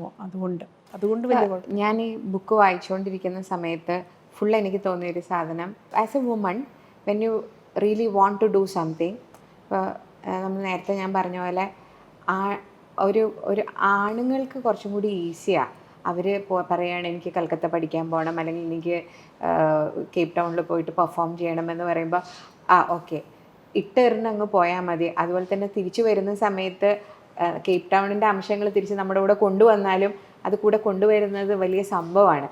വന്നപ്പോൾ ടേപ്പ് റെക്കോർഡർ കൊണ്ടുവന്നു, അല്ലെങ്കിൽ പാടുന്ന 10 എന്താ തിളങ്ങുന്ന കുപ്പായങ്ങൾ കൊണ്ടുവന്നു എന്നൊക്കെ നമ്മൾ പണ്ട് പുസ്തകത്തിൽ വായിക്കുന്നതല്ല. പക്ഷെ അതുപോലെയല്ല, എപ്പോഴും ഒരു സ്ത്രീ ഒരു കാര്യം ചെയ്യണമെന്ന് ആഗ്രഹിക്കുമ്പോഴും ആ ഡിസിഷൻ എടുക്കുമ്പോഴും നേരത്തെ തന്നെ you said I had to prove that why did I go. I had to always prove that ആ പ്രൂവിങ് പ്രോസസ്സ് എപ്പോഴും ഒരു കണ്ടിന്യൂസ്ലി ഉണ്ട്. അത് നമ്മുടെ മനസ്സിലും ഉണ്ടെന്നേ. നമ്മൾ ഓരോ കാര്യം, ഇപ്പം ഞാൻ സൗത്ത് ആഫ്രിക്കയിൽ പോകുമ്പം എൻ്റെ മനസ്സിലാകിയുള്ളത് ഓക്കെ എനിക്കതുകൊണ്ട് ഫിനാൻഷ്യലി കുടുംബത്തിന് സപ്പോർട്ട് ചെയ്യാൻ പറ്റും. അപ്പോൾ അത്രയും മാസം മാറി നിന്നാലും എനിക്കത് സപ്പോർട്ടിങ് സിസ്റ്റമാണ്. അതാണ് ആ സമയത്ത് നമ്മൾ ന്യായീകരിക്കണം, നമ്മളെ തന്നെ ന്യായീകരിച്ചിട്ടാണ് പോണത്. അപ്പോൾ കൽക്കട്ടയിൽ പഠിക്കാൻ പോകുമ്പോൾ ഒഴിവാക്കുക, ഗിൽറ്റിന് ഭയങ്കര ഗിൽറ്റായിരിക്കും, കണ്ടിന്യൂസ് ഗിൽറ്റ് തരുന്നുണ്ടാവും നമുക്ക്. നമ്മൾ കൂടെയുള്ള മനുഷ്യർ നമ്മളെ ഗിൽറ്റിലേക്ക് ഇങ്ങനെ തള്ളി വിട്ടുകൊണ്ടിരിക്കും. നമ്മൾ അതിൽ നിന്ന് എങ്ങനെയൊക്കെയോ കരപറ്റി നമ്മളതായ രീതിയിൽ അതിനെ സോൾവ് ചെയ്യാൻ നോക്കിക്കൊണ്ടിരിക്കും. അത് എനിക്ക് തോന്നുന്നത് എൻ്റെ മാത്രം കാര്യമല്ല, കേരളത്തിലെ എല്ലാ സ്ത്രീകളും ഇതുപോലെ, അല്ലെങ്കിൽ ഈ പറയുന്ന ജെൻഡർ റോൾസ് വളരെ കൃത്യമായി ഡിഫൈൻ ചെയ്ത സ്പേസുകളിൽ ഈ ഒരു പെയിൻ ഉണ്ടാവും. പക്ഷെ എനിക്കുണ്ടായ എങ്ങനെ അത് സംഭവിക്കുന്നത് എനിക്കറിയില്ല. ഇങ്ങനെയൊക്കെ ആണെങ്കിലും ഞാൻ അടുത്തൊരു പണി വരുമ്പോൾ ഞാൻ ചാടി വീഴും. എനിക്ക് മാറി നിൽക്കാൻ പറ്റില്ല. ഞാൻ ഇനി ഈ ജീവിതത്തിൽ ഞാൻ ഇനി ഒന്നും ചെയ്യുന്നില്ല, ഞാൻ എൻ്റെ കുഞ്ഞും കുടുംബവുമായി മുന്നോട്ട് പോവാമെന്ന് ഒരു ദിവസമേ ഞാൻ വിചാരിക്കുള്ളൂ. രണ്ടാമത്തെ ദിവസം അഞ്ജന വന്നിട്ട് എൻ്റെ അടുത്ത് പറയാം നമുക്ക് ഇന്നൊരു കാര്യം ചെയ്താലോ എന്ന് ചോദിച്ചാൽ ഞാൻ അറിയാതെ അതിലേക്ക് വീണു പോകും. എനിക്ക് അത്രയും പ്രത്യേകിച്ച് നാടകവുമായിട്ടൊക്കെ ബന്ധപ്പെട്ട എന്തെങ്കിലും കാര്യങ്ങൾ, ആർട്ടുമായിട്ട് ബന്ധപ്പെട്ട എന്തെങ്കിലും കാര്യങ്ങൾ ആരെങ്കിലും എൻ്റെ അടുത്ത് പറഞ്ഞു കഴിഞ്ഞാൽ ഞാൻ മുന്നും പിന്നും നോക്കാതെ ചാടി വീഴും. ഇനി എനിക്ക് പറഞ്ഞു തരേണ്ടത് സിനിമാ ജീവിതത്തിലേക്ക് വന്നതും ഷട്ടറും അത് കഴിഞ്ഞ് ഒരുപാട് സിനിമകളിൽ അഭിനയിച്ചു. അതിനുശേഷം ഒരു വലിയ മുന്നേറ്റത്തിൻ്റെ ഭാഗമായി, അല്ലെങ്കിൽ അതിൻ്റെ ഫൗണ്ടിങ് മെമ്പറാണ്. അപ്പോൾ അത് നമുക്ക് അടുത്ത സെഗ്മെൻറ്റിൽ സംസാരിക്കാം. പക്ഷേ tell me as an artist, തിയേറ്ററിൽ നിന്നും സിനിമയിലേക്ക് വരിക എന്ന് പറയുന്ന ഒരു പ്രോസസ്സ് അതിൻ്റെ ഇടയിലുണ്ടല്ലോ. അപ്പോൾ എപ്പോഴും ആളുകൾ പറയും, പലരും ഞാൻ പറയുന്നത് കേട്ടിട്ടുണ്ട്, നാടകം ചെയ്യണമെങ്കിൽ നാടകത്തിൽ തന്നെ ഫോക്കസ് ചെയ്ത് നിൽക്കണം, വേറൊരു മീഡിയത്തിലേക്ക് പോയാൽ നമുക്ക് തിരിച്ചു വരാൻ പാടാണ്, പഠിക്കുന്ന സമയത്ത് ജോലിക്ക് പോയാൽ പിന്നെ പഠിക്കില്ല എന്നൊക്കെ പറയുന്നില്ല. പക്ഷേ in your case it is different. When you were doing films, when you are doing films, you are also doing theatre. You have never left theatre for cinema എന്ന് പറയുന്നത്. അതിനെ എങ്ങനെയാണ് ബാലൻസ് ചെയ്ത്? അതിൻ്റെ അപ്പുറത്ത് ഒരു family you had to run also. അത് not easy. ഞാൻ ആരും അഡ്വൈസ് ചെയ്യില്ല അങ്ങനെ പണിയെടുക്കാൻ വേണ്ടിയിട്ട്. അത് എനിക്ക് സിനിമ ഞാൻ പലയിടത്തായി പറഞ്ഞ പോലെ അത് സ്വാഭാവികമായിട്ട് വന്നു ചേർന്നതാണ്. ഞാൻ അങ്ങനെ ചെറുപ്പത്തിൽ പല ആർട്ടിസ്റ്റുകളോടും സംസാരിക്കുമ്പോൾ അവർക്ക് കേരളത്തിൽ ഇറങ്ങിയുള്ള ഒരുവിധം എല്ലാ സിനിമയെക്കുറിച്ചും നല്ല ധാരണയുണ്ടാവും, എല്ലാ ആർട്ടിസ്റ്റുകളെക്കുറിച്ചും അറിയാം, എല്ലാ പാട്ടുകളും അറിയാം. എനിക്ക് പലപ്പോഴും ഞാൻ ബ്ലാങ്ക് ആയിരിക്കും ആ കാര്യത്തിൽ. അതെൻ്റെ ഒരു അഹങ്കാരം കൊണ്ട് പറയില്ല, എനിക്ക് അറിയാത്തത് കൊണ്ടാണ്. കാരണം അങ്ങനെ ഒരു സിനിമയിലേക്ക് ഇൻട്രൊഡ്യൂസ് ചെയ്യുന്ന ഒരു ബാല്യം എനിക്കില്ലായിരുന്നു. എന്നെ ആരും അങ്ങനെ തിയേറ്ററിൽ കൊണ്ടുപോയിട്ടില്ല, സിനിമ കാണിച്ചില്ല. ഞാൻ വലുതായതിന് ശേഷമാണ് സിനിമ കാണുന്നത്.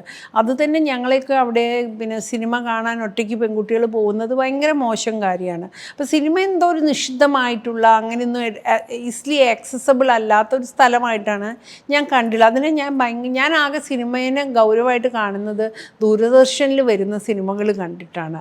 അങ്ങനെയാണ് എനിക്ക് ഏറ്റവും ഇഷ്ടമുള്ള, ഇപ്പോഴും ഇഷ്ടമുള്ള ആരാന്ന് വെച്ചിട്ടുണ്ടെങ്കിൽ ദീപ്തി നാവലും അതേപോലെ സ്മിത പാട്ടിലും ഷബ്നാസ്മിയൊക്കെയാണ്. അവരുടെ സിനിമകളാണ് എല്ലാ കാലത്തും ഭയങ്കര എക്സൈറ്റഡ് ആയിട്ട് കണ്ടിട്ടുള്ളത്. അപ്പോൾ നടിമാർ എന്ന് പറയുമ്പോൾ എനിക്ക് അവരാണ് എൻ്റെ മുന്നിലുള്ളത്. അതിൻ്റെ അർത്ഥം കേരളത്തിലെ നടികൾ എനിക്ക് പരിചയമില്ല എന്നൊന്നും അല്ല കേട്ടോ, അതൊക്കെ ഉണ്ട്. പക്ഷെ ഇത് എൻ്റെ നമ്മളെ സ്വപ്നം പോലെ കാണുന്നത്. അപ്പോഴൊന്നും തന്നെ അതിലേക്ക് റീച്ച് ചെയ്യുന്ന ഒരാളായിട്ട് ഞാൻ എന്നെ കണ്ടിട്ടില്ല, അവിടെ ഒന്നും എത്തുന്ന ഒരാളായിട്ട് എനിക്ക് അറിയുമല്ലോ എനിക്കതൊന്നും പറ്റുന്നുള്ളത്. ഇത് സ്വാഭാവികമായി സംഭവിച്ചതാണ്. ഞാൻ അഭിനയം പഠിച്ചത് കൊണ്ട് ചില സിനിമകളിലൊക്കെ അതിൻ്റെ അടു ഗോപാലകൃഷ്ണൻ്റെ ഒരു പടത്തിൽ ഞാൻ ചെറിയ വേഷം ചെയ്തിട്ടുണ്ട്. എൻ്റെ പല സുഹൃത്തുക്കളും വിളിച്ചിട്ട് ചിലപ്പോൾ സിനിമയിൽ ഏതെങ്കിലും ഷോർട്ട് ഫിലിംസിലൊക്കെ അഭിനയിക്കാൻ പറഞ്ഞിട്ടുണ്ട്. അപ്പോഴൊന്നും തന്നെ ഞാൻ വിചാരിക്കുന്നില്ല ഞാൻ സിനിമ സീരിയസ് ആയിട്ട് എടുക്കുന്ന ഒരാളായി മാറും എന്ന് എനിക്കറിയില്ലായിരുന്നു. ഷട്ടറിലൂടെയാണ് ഷട്ടറും അങ്ങനെ സംഭവിച്ചത് തന്നെയാണ്. ജോയ് മാത്യു വിളിക്കുന്നു, ആദ്യം അതൊരു ചെറിയ പടം എന്നാണ് പറഞ്ഞത്, പിന്നീടാണ് സ്ലോലി അത് വികസിച്ചൊരു വലിയ പടമാവുന്നത്, അത് സക്സസ്ഫുൾ ആവുന്നത്, ആളുകൾ ഇഷ്ടപ്പെടുന്നത് ഒക്കെ സംഭവിക്കുന്നത്, അവാർഡ് കിട്ടുന്നതൊക്കെ സ്വാഭാവികമായിട്ട് ഇങ്ങനെ സംഭവിച്ചു പോയതാണ്. പക്ഷേ ഞാൻ ഒരു കാര്യം പറയാം, നമ്മളത് പറഞ്ഞില്ലെങ്കിൽ അത് സത്യസന്ധത ഇല്ലായ്മയായിരിക്കും. കാരണം നമ്മൾ വൺസ് നിങ്ങൾ ഒരു സിനിമയിൽ നമ്മൾ അതിലേക്ക് കയറി കഴിഞ്ഞാൽ, അതിൻ്റെ ഭാഗമായി കഴിഞ്ഞാൽ എളുപ്പമല്ല നമുക്ക് പിന്നെ അതിനോട് ഭയങ്കര അട്രാക്ഷൻ തോന്നും, ഭയങ്കര ഇഷ്ടം തോന്നും. നമുക്കത് അവിടെ തന്നെ നിൽക്കണം, ഫുൾ ടൈം അവിടെ നിൽക്കണം തോന്നും. അത്രയും നമ്മളിങ്ങനെ പുള്ളി ചെയ്യുന്ന എന്തോ ഒരു അട്രാക്ഷൻ സിനിമയ്ക്കുണ്ട്, ഭയങ്കര മാജിക് ഉണ്ട്. അപ്പം പിന്നെ അതുകൊണ്ട് എനിക്ക് സിനിമയിലേക്ക് കയറിയതിന് ശേഷം എനിക്ക് ഭയങ്കര ഇഷ്ടമായി ഈ സിനിമ. ആ സ്പേസ് ഇഷ്ടമായി, അഭിനയം ഇഷ്ടമായി. എനിക്ക് സിനിമകൾ കൂടുതൽ സിനിമകൾ കാണണമെന്നും പഠിക്കണമെന്നും പിന്നെ അതിൽ ഇൻവോൾവ് ആവണമെന്നും ആഗ്രഹം തുടങ്ങി.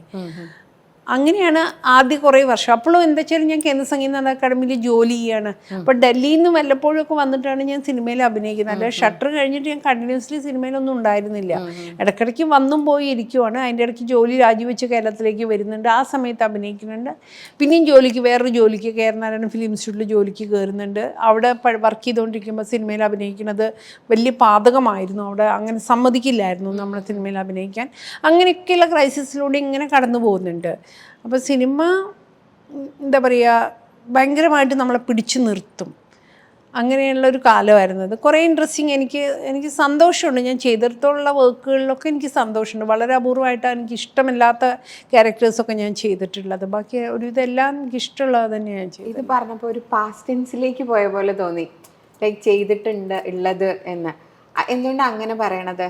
U are somebody who even now break എടുക്കുന്ന ആളല്ല എന്ന് കുറച്ചേരം മുന്നേ പറഞ്ഞു. പക്ഷേ ഞാൻ ലാസ്റ്റ് ചാപ്റ്ററിൻ്റെ തൊട്ട് മുന്നത്തെ ചാപ്റ്ററിൽ എഴുതിയത് വായിക്കുമ്പോഴും ഇറ്റ് ഈസ് ലൈക്ക് ഒരു പോസ് സിനിമയിൽ വന്നിട്ടുണ്ട് എന്നുള്ള രീതിയിലാണ് എനിക്കത് ഫീൽ ചെയ്തത്. അപ്പോൾ അതിൻ്റെ ഒരു റീസൺ നമുക്കെല്ലാവർക്കും വളരെ വ്യക്തമാണ്.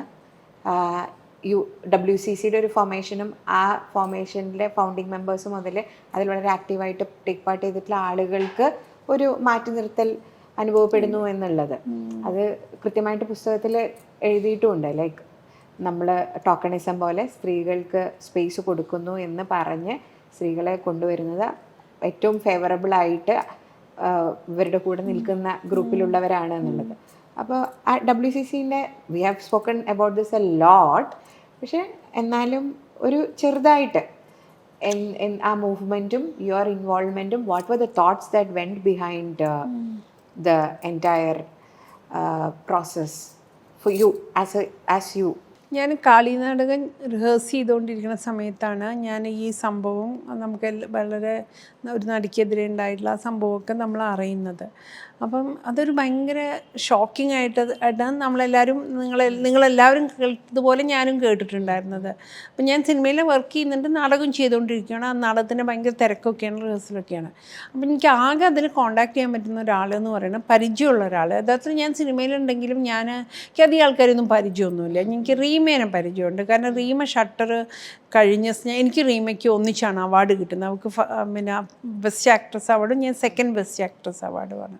അപ്പോൾ അതിന് തൊട്ട് മുമ്പ് റീമ എന്നെ വിളിച്ചിട്ടുണ്ടായിരുന്നു. ഷട്ടർ കണ്ടിട്ട് ഭയങ്കര എക്സൈറ്റഡ് ആയിട്ടാണ് അവൾ വിളിച്ചത്. അപ്പം അങ്ങനെ റീമേനെ പേഴ്സണലി അറിയാം. അപ്പം ഞാൻ റീമേനെ വിളിച്ചിട്ട് ചോദിച്ചു, റീമ പിന്നെ എന്താ ഈ കേൾക്കണത് എന്താണെന്നുള്ളത്. അപ്പം അവൾ അതിനെക്കുറിച്ചിട്ടൊക്കെ നമ്മൾ പറഞ്ഞു.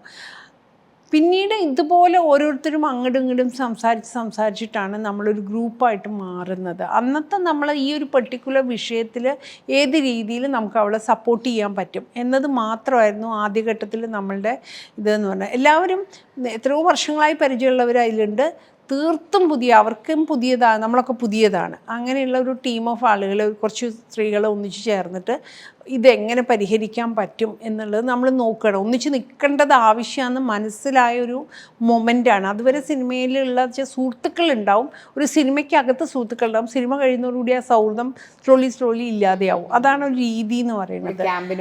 അതെ അതെ, ആദ്യത്തെ കുറേ കാലം നമ്മൾ ഭയങ്കര അടുപ്പമായിരിക്കും, പിന്നെ അത് തന്നെത്താൻ പോകും. പിന്നെ അടുത്തൊരു വർക്കിൽ ഒന്നിച്ച് വരുമ്പം മാത്രമായിരിക്കും ആ സൗഹൃദം ഉണ്ടാവുക. ഇതങ്ങനെയല്ലാതെ ഒരു പെർട്ടിക്കുലർ കാര്യത്തിന് വേണ്ടിയിട്ട് നമ്മളെല്ലാവരും ഒന്നിച്ച് നിൽക്കേണ്ടതുണ്ടെന്ന് സ്ലോലി മനസ്സിലാവുകയാണ്. അതൊന്നും ഇപ്പോഴത്തെ WCC അല്ല തുടങ്ങുമ്പോഴുള്ള WCC, അതിങ്ങനെ വേറെ രീതിയിൽ ഇവോൾഡായിട്ട് വരുവാണ്. അങ്ങനെ എന്താ പറയുക, പിന്നെ നമുക്കത് കുറച്ചുകൂടി ഗൗരവപ്പെട്ട കാര്യമായി. കാരണം നമുക്ക് പല കാര്യങ്ങളിലും ഇടപെടേണ്ടി വന്നു, ഗൗരവമായിട്ട് തന്നെ ഇടപെടേണ്ടതുണ്ട്, ഗവൺമെൻറ് പോളിസിയിൽ ഇടപെടേണ്ടതുണ്ട്, മറ്റ് ഓർഗനൈസേഷനുമായിട്ട് ഡിസ്കഷൻസ് നടത്തേണ്ടതുണ്ട്, അവരുമായിട്ട് പല കാര്യങ്ങളിലും നമുക്ക് ആർഗ്യൂ ചെയ്യേണ്ടി വരുന്ന ഒരു സാഹചര്യങ്ങൾ വരുന്നുണ്ട്. അവരുടെ പൊസിഷൻസ് നമുക്ക് പലപ്പോഴും ബുദ്ധിമുട്ടുണ്ടാക്കിയിട്ടുണ്ടായിരുന്നു. അങ്ങനെയൊക്കെയുള്ള കാര്യങ്ങൾ ഇതിൻ്റെ കൂടെ സംഭവിക്കുന്നതാണ്. അത് ഒന്നും തന്നെ തീരുമാനമെടുത്ത് നാളെ മുതൽ നമ്മളിങ്ങനെ ചെയ്യാമെന്ന് വിചാരിച്ചിട്ട് തുടങ്ങിയതല്ല. ഇതിങ്ങനെ ആവുന്നൊന്നും അന്ന് പ്രതീക്ഷിക്കുന്നില്ല. അത് നമ്മളെയൊക്കെ ഇത്രയും പേഴ്സണലി ഹിറ്റ് ചെയ്യുമ്പോൾ ഭയങ്കര പ്രിയപ്പെട്ട പലവരുമാണ് ഉണ്ടായിരുന്നത്. എനിക്ക് വളരെ പ്രിയപ്പെട്ട ആൾക്കാരാണ് അപ്പുറത്തുള്ളത്. പക്ഷെ അവരൊന്നും കണ്ടാൽ പോലും നല്ല സൗഹൃദം ഇല്ലാത്ത രീതിയിലേക്ക് ഇപ്പോൾ അത് മാറിക്കഴിഞ്ഞു. എനിക്ക് അവരെ കുറ്റം പറയാൻ പറ്റില്ല. കാരണം അവരെ സംബന്ധിച്ച് സിനിമ എന്ന് പറഞ്ഞിട്ടുണ്ടെങ്കിൽ ഒരു വളരെ പേഴ്സണൽ സ്പേസാണ്. നമ്മൾ ഇൻഡസ്ട്രി എന്നൊക്കെ പറയുമെങ്കിൽ പോലും അതൊരു പേഴ്സണൽ സ്പേസാണ്. ഇപ്പം നിങ്ങളൊരു പടം എടുക്കുന്നുണ്ടെങ്കിൽ നിങ്ങൾക്ക് പരിചയമുള്ള ആളുകളുടെ ഒരു കൂട്ടായ്മയിലാണ് നിങ്ങൾ പടം എടുക്കുന്നത്. പിന്നെ കുറച്ച് മാർക്കറ്റ് വാല്യൂ ഉള്ള കുറച്ച് ആക്ടേഴ്സും എല്ലാം കൂടി ചേരുമ്പോൾ ആ പടമായി. അപ്പം അതിലേക്ക് നിങ്ങൾ കുറച്ചൊരു അസ്വസ്ഥത ഉണ്ടാക്കുന്ന വ്യക്തികളെ നമ്മളാരും അക്കോമഡേറ്റ് ചെയ്യില്ല. തലവേദനയാവുമെന്ന്. പിന്നെ പലതും കേട്ടുകേൾവികളാണ് നമ്മളെ ഒരാളെ പരിചയം. നേരത്തെ തുടങ്ങിയപ്പോൾ പറഞ്ഞ പോലെ സജിത എന്താണ് എന്നുള്ളത് ഒരു പേഴ്സ്പെക്റ്റീവ് നമ്മൾ പലയിൽ നിന്നും ഉണ്ടാക്കി വെച്ചിട്ടുണ്ടാവും. ഡീപ്പർ ലെവലിലാവണമെന്നില്ല. അപ്പോൾ അങ്ങനെയുള്ള പേഴ്സ്പെക്റ്റീവ്സ് വെച്ചിട്ടാണ് നമ്മളെ അവർ വേണ്ട, അവർ വന്നാൽ ബുദ്ധിമുട്ടാവും, അല്ലെങ്കിൽ അവർ വന്നാൽ ഏതെങ്കിലും രീതിയിൽ നമുക്ക് ബുദ്ധിമുട്ടായാലോ എന്ന്. വന്ന തലവേദന, വള്ളിയാണ്, അതെ, അയ്യോ തൊന്തരവാണ്, അങ്ങനെ കുറേ അതെ പല പല വാക്കുകൾ ഉപയോഗിക്കാൻ വേണ്ടിയിട്ട്. അങ്ങനെ കഴിഞ്ഞൊരു വർഷം ഞാൻ പടം ചെയ്തിട്ടില്ല, ഒരു പടത്തിൽ നിന്നും വിളിച്ചിട്ടില്ല, അങ്ങനെ മനസ്സിലായില്ലേ. അപ്പം ഇനി ഈ വർഷം ഇപ്പോൾ കഴിയാറായി, അടുത്ത വർഷം എന്തെങ്കിലും പുതിയ പടങ്ങൾ വരുമോ എന്നുള്ളത് നമുക്കറിയില്ല. അപ്പോൾ ഞാൻ പിന്നെ വേറൊരു രീതിയിലാണ് ഞാനിതിനെ കാണുന്നത്. കേരളത്തിൽ ഞാനതിൽ ഹിസ്റ്റോറിക്കലിയും കൂടി പ്ലേസ് ചെയ്യാൻ പറ്റുമോ എന്നാണ് ഞാൻ നോക്കണത്. അല്ലാതെ അയ്യോ എനിക്ക് പടം വന്നില്ലല്ലോ എന്ന് വെച്ചിട്ട് അങ്ങനെയുള്ള ഒരാളല്ല ഞാൻ. അപ്പം ഞാനതിനെ വേറെ രീതി കാണുകയാണ്. കേരളത്തിൽ ഇപ്പോൾ വന്നുള്ളൊരു ഭയങ്കര ഇൻട്രസ്റ്റിംഗ് ആയിട്ടുള്ളൊരു കാര്യം എന്ന് പറഞ്ഞാൽ സോഷ്യൽ മീഡിയയിൽ പണ്ട് ഈ കലാഭവനിൽ നിന്ന് ആൾക്കാർ വരുന്നത് പോലെ, മിമിക്രി അങ്ങനെയുള്ളതിൽ വരുന്ന പോലെ സോഷ്യൽ മീഡിയയിൽ നിന്ന് ധാരാളം പേര് ഇപ്പം ഇൻഫ്ലുവൻസേഴ്സൊക്കെ തന്നെ ഇതിലേക്ക് സിനിമയിലേക്ക് വരുന്നുണ്ട്. പിന്നെ പണ്ട് KPSC ലളിതയെ പോലെയുള്ള വളരെ പ്രിയപ്പെട്ട അറിയപ്പെടുന്ന ഗംഭീര ആക്ടേഴ്സ് എത്രയോ വർഷങ്ങൾ 30 വർഷം 40 വർഷം കണ്ടിന്യൂസ്ലി വർക്ക് ചെയ്യാൻ അവർക്ക് പറ്റിയിട്ടുണ്ട്. അന്ന് അത്രയും പരിചയമുള്ളവരെ മാത്രമേ നമ്മൾ സിനിമയിലേക്ക് കാസ്റ്റ് ചെയ്യുന്നുള്ളൂ. ഇന്ന് ഏറ്റവും പുതിയ ആളുകളെയാണ് കാസ്റ്റ് ചെയ്യുന്നത്. പുതിയ ഫ്രഷ് ഫേസ് ആണ് കണ്ടിന്യൂസ്ലി എടുക്കുന്നത്. അത് പലപ്പോഴും അതിലേക്കുള്ള എൻട്രി ആയിട്ടാണ് റീൽസൊക്കെ ചെയ്യേണ്ടി വരുന്നത്. സോഷ്യൽ മീഡിയയിൽ സ്ട്രോങ് ആണെങ്കിൽ നിങ്ങളുടെ ഫേസ് ഫെമിലിയർ ആവും, നിങ്ങളെ ഫ്രഷ് ഫേസ് ആയിട്ട് വേറൊന്നിലേക്ക് എടുക്കും. നിങ്ങൾ 3-4 പടങ്ങൾ കഴിയുമ്പോൾ നിങ്ങൾ പോയിട്ട് വേറൊരാളെ വരും. ഇതിൻ്റെ കാലത്ത് എനിക്ക് വർക്കില്ല എന്ന് ഞാൻ പറയുന്നതിൽ എനിക്ക് പറയേണ്ട ആവശ്യമില്ല, ഞാൻ അതിനെപ്പറ്റി വിഷമിക്കേണ്ട ആവശ്യമില്ല, അല്ലേ? അപ്പം എനിക്ക് പക്ഷെ ചെയ്യാൻ പറ്റുന്ന വേറെ കുറേ ഇൻട്രസ്റ്റിംഗ് ആയിട്ടുള്ള കാര്യം. ഇപ്പം ഞാൻ ഇന്നലെ പ്രധാനമായിട്ടും ഞാൻ പറഞ്ഞില്ലേ, ഞാൻ ചെയ്യാൻ വേണ്ടി ശ്രമിക്കുന്നത് കേരളത്തിലെ ഫോക്ക് കലാരൂപങ്ങളുടെ കുറിച്ചിട്ടുള്ള ഒരു ആർക്കൈവ് ഡെവലപ്പ് ചെയ്യാനും അല്ലെങ്കിൽ അവർക്കൊരു പെർഫോമൻസ് സ്പേസുകൾ ക്രിയേറ്റ് ചെയ്യാനും ഒക്കെ വേണ്ടിയുള്ള പണികൾ ചെയ്യാൻ പറ്റുമെന്ന് ഞാൻ അതിൻ്റെ കൂടെ നോക്കും. അപ്പോൾ സിനിമ മാത്രമല്ലല്ലോ, നമുക്ക് വേറെ പണികളുണ്ടല്ലോ. when you said that like I have lot of other things to do എന്ന് പറഞ്ഞപ്പോൾ എൻ്റെ ഒരു സുഹൃത്ത്, ഞാൻ എൻ്റെ സിനിമയുടെ സ്ക്രിപ്റ്റിനെ പറ്റിയിട്ട് സംസാരിച്ചുകൊണ്ടിരിക്കുന്ന സമയത്ത് ഒരു എസ്റ്റാബ്ലിഷ്ഡ് ഫിലിം മേക്കർ എന്നോട് പറഞ്ഞു, ആത്മാർത്ഥ സുഹൃത്താണ്, എന്നോട് പറഞ്ഞു, നിനക്ക് ഒരു പടം ചെയ്യാനുള്ള ഒരു ഓപ്ഷനേ ഉള്ളൂ. നിൻ്റെ ഒരു പടം നീ ചെയ്തിട്ട് അത് സക്സസ്ഫുൾ അല്ലെങ്കിൽ പിന്നെ നിനക്ക് പിന്നീടൊരു പടം ചെയ്യുന്നതിനെ പറ്റി ചിന്തിക്കുക എന്ന് പറയുന്നത് ബുദ്ധിമുട്ടായിരിക്കും. So your step has to be very careful എന്ന്. എൻ്റെ സുഹൃത്തിനോട് ഞാൻ പറഞ്ഞു, നിങ്ങൾക്ക് പടം ചെയ്യാൻ മാത്രമേ അറിയുള്ളൂ, പക്ഷേ എനിക്കങ്ങനെയല്ല, നീ വേറെ പല കാര്യങ്ങളും ചെയ്യാറ്, ഞാൻ എഴുതിക്കോളാം, ഞാൻ എന്തെങ്കിലും ചെയ്തോളാം, അങ്ങനെ ഞാൻ സർവൈവ് ചെയ്യുന്നത്. അതൊരു കോൺഫിഡൻസാണ്. പക്ഷെ ആ കോൺഫിഡൻസ് ഇല്ലാത്ത, അല്ലെങ്കിൽ ഒരു ഓർമ്മ വെച്ച നാൾ മുതൽ ഈ ഇൻഡസ്ട്രിയിൽ തന്നെ വർക്ക് ചെയ്തുകൊണ്ടിരുന്ന, അല്ലെങ്കിൽ സിനിമയാണ് എൻ്റെ profession, I don't know, I have heard many people ചെയ്യുന്നത്, ഇതല്ലാതെ എനിക്ക് വേറെ ഒന്നും ചെയ്യാൻ അറിയില്ല എന്ന് പറയുന്ന ഒരുപാട് പേര്. അവരെ പക്ഷേ എങ്ങനെ അപ്പോൾ അത് ബാധിക്കും? ഇല്ല, എൻ്റെ കേസ് വെച്ചിട്ട് അത് നമുക്ക് കാണാൻ പറ്റില്ല. അതുണ്ടാവേണ്ടതുണ്ട്. ഒരാൾക്ക് വർക്ക് ചെയ്യാൻ ഒരു ലേബർ എന്നുള്ള നിലയ്ക്ക് നമ്മളുടെ തൊഴിലിടത്ത് നമുക്ക് കണ്ടിന്യൂസ്ലി വർക്ക് നിഷേധിക്കപ്പെടുന്നുണ്ടെങ്കിൽ അത് നമ്മൾ ഗൗരവമായിട്ട് പരിശോധിക്കേണ്ട കാര്യം തന്നെയാണ്. എനിക്ക് വേറെ വർക്ക് ചെയ്യാൻ അറിയാം, അതുകൊണ്ട് ഞാനത് ചെയ്യും എന്ന് പറയാൻ പാടില്ല അവിടെ. അത് ഞാൻ വളരെ പേഴ്സണൽ ലെവലിൽ പറഞ്ഞതാണ്. പക്ഷേ അതിനു വേണ്ടിയാണ് നമ്മൾ ഫൈറ്റ് ചെയ്തുകൊണ്ടിരിക്കുന്നത്. നമ്മുടെ പൊസിഷൻ കൊണ്ടും നമ്മൾ എടുക്കുന്ന ഡിസിഷൻസ് കൊണ്ടും നമ്മളെടുത്ത് മോശമായി പെരുമാറാനും നമ്മൾ ഒഴിവാക്കാനും പാടില്ല. പക്ഷേ ഇതൊക്കെ പറയാനുള്ള ഒരു സ്ട്രക്ചറുള്ള സ്ഥലത്തല്ല നമ്മൾ പണിയെടുക്കുന്നത് എന്നുള്ളതാണ്. നമ്മളെവിടെ ആരോടാണ് പറയേണ്ടത്? എങ്ങനെയാണ് നമുക്ക് പ്രൂവ് ചെയ്യാൻ പറ്റുക എന്നെ മനഃപൂർവ്വം വർക്കിലേക്ക് വിളിക്കാത്തതാണ് എന്ന് ഞാൻ പ്രൂവ് ചെയ്യുക എങ്ങനെയാണ്? പോസിബിൾ അല്ല. ഞാൻ നോക്കിയിട്ട് പോസിബിൾ അല്ല. ശരിക്കും പറഞ്ഞാൽ കാലാകാലങ്ങളായിട്ട് ഇൻഡസ്ട്രിയിൽ എന്താ പറയുക, നമ്മൾ റൂമർ മിൽസ് പറയുന്ന അൺഒഫീഷ്യൽ ബാൻ ഇപ്പോഴും നിലനിൽക്കുന്നു എന്നുള്ളതാണ്. അത്രയേ ഉള്ളൂ. പിന്നെ ആളുകൾ വർക്ക് കണ്ടിട്ടല്ലേ നമ്മളെ വിളിക്കുന്നത്. കുറേ കാലം നമ്മൾ വർക്ക് ചെയ്യാതിരുന്നാൽ നമ്മുടെ മുഖം മറന്നു പോവില്ലേ? എത്ര ആക്ടേഴ്സ് ഉണ്ട്, അങ്ങനെയല്ലേ അത്. അപ്പം ഞാൻ പറയുന്നത് അതിൻ്റെ അകത്ത് ഒരു പ്രോപ്പറായിട്ടുള്ളൊരു സ്ട്രക്ചർ ഉണ്ടാക്കിയെടുക്കുക, എല്ലാവർക്കും കൃത്യമായിട്ട് വർക്ക് കിട്ടുന്നുണ്ടെന്ന് ഉറപ്പ് വരുത്തുന്ന ഒരു സിസ്റ്റം ഉണ്ടാക്കി കൊണ്ടുവരാനുള്ള ശ്രമങ്ങളാണ് നടത്തേണ്ടത്. അതൊക്കെയാണ് WCC ഗവൺമെൻറ്റിൻ്റെ പോളിസിയിലൊക്കെ തന്നെ നമ്മൾ പറയാൻ ശ്രമിച്ചിട്ടുള്ളത്. ഇതിനെങ്ങനെ നമുക്കത് കൊണ്ടുവരാൻ വേണ്ടി പറ്റും, വർക്ക് ചെയ്യുന്നവർക്ക് കംഫർട്ടബിളായിട്ട് വർക്ക് ചെയ്യാനുള്ള സൗകര്യങ്ങൾ എന്തെല്ലാം കൊടുക്കാൻ പറ്റും എന്നതൊക്കെയാണ് നമ്മൾ പറയാൻ ശ്രമിച്ചിട്ടുള്ളത്. പക്ഷെ അത് പറയുന്നതിനാണ് നമ്മൾ ഭയങ്കര പ്രശ്നങ്ങളിലൂടെ കടന്നു പോയിട്ടുള്ളത്. നമ്മളിത് പറയുമ്പോൾ തന്നെ നമ്മൾ ആഡ് ചെയ്യേണ്ട ഒരു കാര്യം എന്ന് പറഞ്ഞു കഴിഞ്ഞാൽ the positives that it has bought. ഒരു വെൻ ആക്ട്രസ് അസോൾട്ട് നടന്നപ്പം I want to stand up and I need justice എന്ന് പറഞ്ഞ ആൾ തൊട്ടിട്ട് പിന്നെ നമ്മുടെ നാട്ടിലെ ഒരു വലിയൊരു കൾച്ചറൽ ട്രാൻസ്ഫോർമേഷൻ നടന്നിട്ടുണ്ട് എന്നുള്ളത് നമ്മളിപ്പം നമുക്ക് ചുറ്റും കാണുമ്പോഴും സിനിമയുടെ നറേറ്റീവ്സിൽ മാറ്റം വന്നിട്ടുണ്ട്. As A founding member of WCC എങ്ങനെയായി ഈ ട്രാൻസിഷന്? ഞാനതിൽ ഭയങ്കര പ്രൗഡാണ്. നമുക്കത് മനസ്സിലാവുന്നുണ്ട്, നല്ല വ്യത്യാസം വരുന്നുണ്ട്. കാരണം പഴയതുപോലെ അത്ര കാര്യങ്ങൾ എളുപ്പമല്ല. ഒരു പേടി ആളുകൾക്കുണ്ട്. കുറച്ചും കൂടി കെയർഫുള്ളായിട്ട് യങ് ജനറേഷനോടേക്ക് ഭയങ്കര റെസ്പെക്റ്റ് ഉണ്ട്. അവർ കുറേയും കൂടി കാര്യങ്ങൾ മനസ്സിലാക്കുകയും അവർ കാര്യമായിട്ട് തന്നെ അതിൽ ഡീൽ ചെയ്യുകയും ചെയ്യുന്നുണ്ട്. ഇപ്പോൾ ഡോൺ വളത്തറയുടെ ഒരു പടത്തിൽ ഞാൻ അഭിനയിക്കാൻ പോയപ്പോൾ നേരത്തെ തന്നെ കോൺട്രാക്റ്റ് ഒരു സീനിലാണ് ഞാൻ അഭിനയിക്കുന്നത്. പക്ഷേ എന്നാൽ പോലും എനിക്ക് പ്രോപ്പറായിട്ടുള്ള കോൺട്രാക്റ്റ് അയച്ചു തന്നു, സൈൻ ചെയ്തു. അതേപോലെ ഏത് ഹോട്ടലിലാണ് ഞാൻ താമസിക്കുന്നത്, ആ ഹോട്ടൽ എത്ര ദൂരമുണ്ട്, അങ്ങനെയുള്ള എല്ലാ ഡീറ്റെയിൽസും നമ്മളെ നേരത്തെ തന്നെ അറിയിക്കുകയാണ്, കൃത്യമായിട്ട് അഡ്വാൻസ് തരുന്നു. ഇതെല്ലാം പ്രോപ്പറാണ്. അപ്പോൾ എനിക്ക് ഭയങ്കര സന്തോഷം തോന്നി. ആ തലമുറ കാര്യങ്ങൾ കുറച്ചും കൂടി കൃത്യമായിട്ട് ചെയ്യുന്നു എന്നുള്ളത് നമുക്ക് സന്തോഷം തോന്നുന്ന കാര്യം തന്നെയാണ്. അതേപോലെ തന്നെ ഇൻഡസ്ട്രിയിൽ കുറേ ഫിലിം പ്രൊഡക്ഷൻ കമ്പനികൾ ഗൗരവമായിട്ട് തന്നെ പ്രോപ്പർ കോൺട്രാക്റ്റ് ചെയ്ത് വൃത്തിയായിട്ട് പ്രൊഡക്ഷൻ നടത്തുന്ന ആൾക്കാരുമുണ്ട്, ഇല്ല നമുക്ക് പറയാൻ പറ്റില്ല. പക്ഷേ അതിനെയൊക്കെ തള്ളി പറയുന്ന രീതിയിലാണ് വളരെ കുറച്ച് ഓർഗനൈസേഷൻസ് വളരെ മോശമായിട്ട് വളരെ മോശമായിട്ട് കാര്യങ്ങൾ ഡീൽ ചെയ്യുന്നത്. അവർ വിചാരിക്കുന്നത് ഇത് ചോദിക്കുന്നതാണ് തെറ്റ് എന്നുള്ളതാണ് അവർ വിചാരിക്കുന്നത്. മാറ്റങ്ങൾ വരുത്താതിരിക്കാൻ പറ്റില്ല. അത് നമ്മളെ സ്ക്രിപ്റ്റിൽ മാറ്റങ്ങൾ വന്നിട്ടുണ്ട്. വളരെ സ്ത്രീവിരുദ്ധമായിട്ടുള്ള കാര്യങ്ങൾ സ്ക്രിപ്റ്റിൽ ഉണ്ടാവരുത് എന്ന് ശ്രദ്ധിക്കാൻ വേണ്ടി ശ്രമിക്കുന്നുണ്ട്. അതൊക്കെ വലിയ കാര്യം തന്നെയല്ലേ, അതൊക്കെ വലിയ മാറ്റങ്ങളല്ലേ.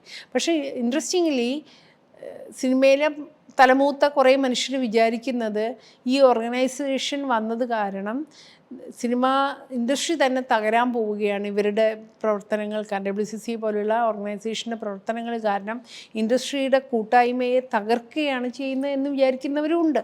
ഇപ്പോൾ രണ്ടുമുണ്ട്. വളരെ ഇപ്പം നമ്മളൊക്കെ കേരളത്തിലേക്ക് പുറത്തു പോകുന്ന സമയത്ത് പലരും ഓടി വന്നിട്ട് അതിൽ ഭയങ്കര പ്രൗഡായിട്ട് ഇങ്ങനൊരു ഓർഗനൈസേഷൻ ഉണ്ടായതിലും അതുണ്ടാക്കുന്ന മാറ്റത്തിനെക്കുറിച്ച് വളരെ പ്രൗഡായിട്ട് പറയാറുണ്ട്. തിരിച്ച് വളരെ നെഗറ്റീവായിട്ട് നമ്മളെടുത്ത് പറയുന്ന ആളുകളുമുണ്ട് കേരളത്തിൻ്റെ അകത്ത്, ഇൻഡസ്ട്രിക്കകത്തുള്ളവരുണ്ട്. പക്ഷെ എനിക്ക് സത്യം പറഞ്ഞാൽ ഇപ്പം അതൊന്നും അങ്ങനെ ആളുകൾ എന്നെ ഇതാക്കുമ്പോൾ എനിക്ക് വലിയ ബാധിക്കാറൊന്നുമില്ല. കാരണം നമ്മൾ സത്യസന്ധമായിട്ടാണ് പ്രവർത്തിക്കുന്നത്. വർഷം 7ആയി, 8-ാം കൊല്ലമാവുന്നു. അതെ, ഇറ്റ് വാസ് ലൈക്ക് എ ഭയങ്കര എന്താ പറയുക കർവി ജേർണി. ആൻഡ് ഇപ്പം we have reached a saturation space where things will change, things are changing. From whatever we have spoken now, theatre സംസാരിച്ചു, സിനിമ സംസാരിച്ചു, അതല്ലാതെയും the entire thing, even the book that you have written now has like a signature of yours. Like ഒരു സ്ത്രീയുടെ കയ്യൊപ്പ് അതിനകത്ത് വളരെ വ്യക്തമാണ്. അത് അപ്പോൾ വായിച്ചു കഴിഞ്ഞപ്പോൾ ഞാനിങ്ങനെ ആലോചിച്ചു, anything that you have done, B it document ചെയ്യുന്ന മലയാള സിനിമയിലെ സ്ത്രീ സാന്നിധ്യത്തെ പറ്റിയാണെങ്കിലും, അതേപോലെ തന്നെ നാടക ചരിത്രത്തിലെ സ്ത്രീ സാന്നിധ്യത്തെ പറ്റിയാണെങ്കിലും കേരളത്തിലെ, അങ്ങനെ ഒരുപാട് ഡോക്യുമെൻറ്റേഷൻസ് ചെയ്തിട്ടുണ്ട്. അപ്പോൾ ആ ഒരു contribution apart from cinema, theatre, ആ ഒരു ഏരിയയിലുള്ള അക്കാഡമിക് സ്പേസിലും അതേപോലെ തന്നെ ഡോക്യുമെൻറ്റേഷൻ സ്പേസിലും റിസർച്ച് സ്പേസിലും ചെയ്തിട്ടുള്ള വർക്കുകളെ പറ്റി ഒന്ന് പറയുമോ? എനിക്കിതിന് ഇതെല്ലാം കണ്ടിന്യൂഷനായിട്ടാണ് ഞാൻ കരുതുന്നത്. ഇപ്പം നാടകം പഠിക്കാൻ വേണ്ടി തീരുമാനിച്ച സമയത്തുള്ള എൻ്റെ ഏറ്റവും വലിയ പ്രശ്നം എന്താണെന്ന് വെച്ചാൽ, ഞാനൊന്ന് ഫെമിനിസ്റ്റ് മൂവ്മെൻറ്റൊക്കെ ഭാഗമായിട്ടാണല്ലോ നാടകം പഠിക്കാനൊക്കെ തീരുമാനിക്കണം.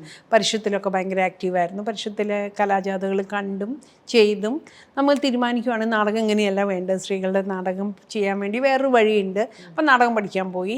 അതൊക്കെ ചെയ്ത് കഴിഞ്ഞപ്പോൾ കുറച്ചും കൂടി സീരിയസ് ആയി നാടകം നോക്കിക്കൊണ്ടിരുന്നപ്പോഴാണ് മനസ്സിലായത്, നാടകത്തിൽ സ്ത്രീകളില്ല. നമ്മൾ അഭിനയിക്കുന്നു പോകുന്നു എന്നുള്ളതല്ലാണ്ട് അവിടെ ഒരു ഹിസ്റ്ററി നമുക്കില്ല എന്നുള്ളത്. അങ്ങനെയാണ് മലയാള നാടക സ്ത്രീ ചരിത്രം എന്ന് പറഞ്ഞ പുസ്തകത്തിലേക്ക് ഞാൻ എത്തുന്നത്. അത് പെൻഗിൻ ഇപ്പം മലയാളത്തിൽ ഇംഗ്ലീഷിൽ ട്രാൻസ്ലേറ്റ് ചെയ്തിട്ട് വരുന്നുണ്ട് അതിൻ്റെ.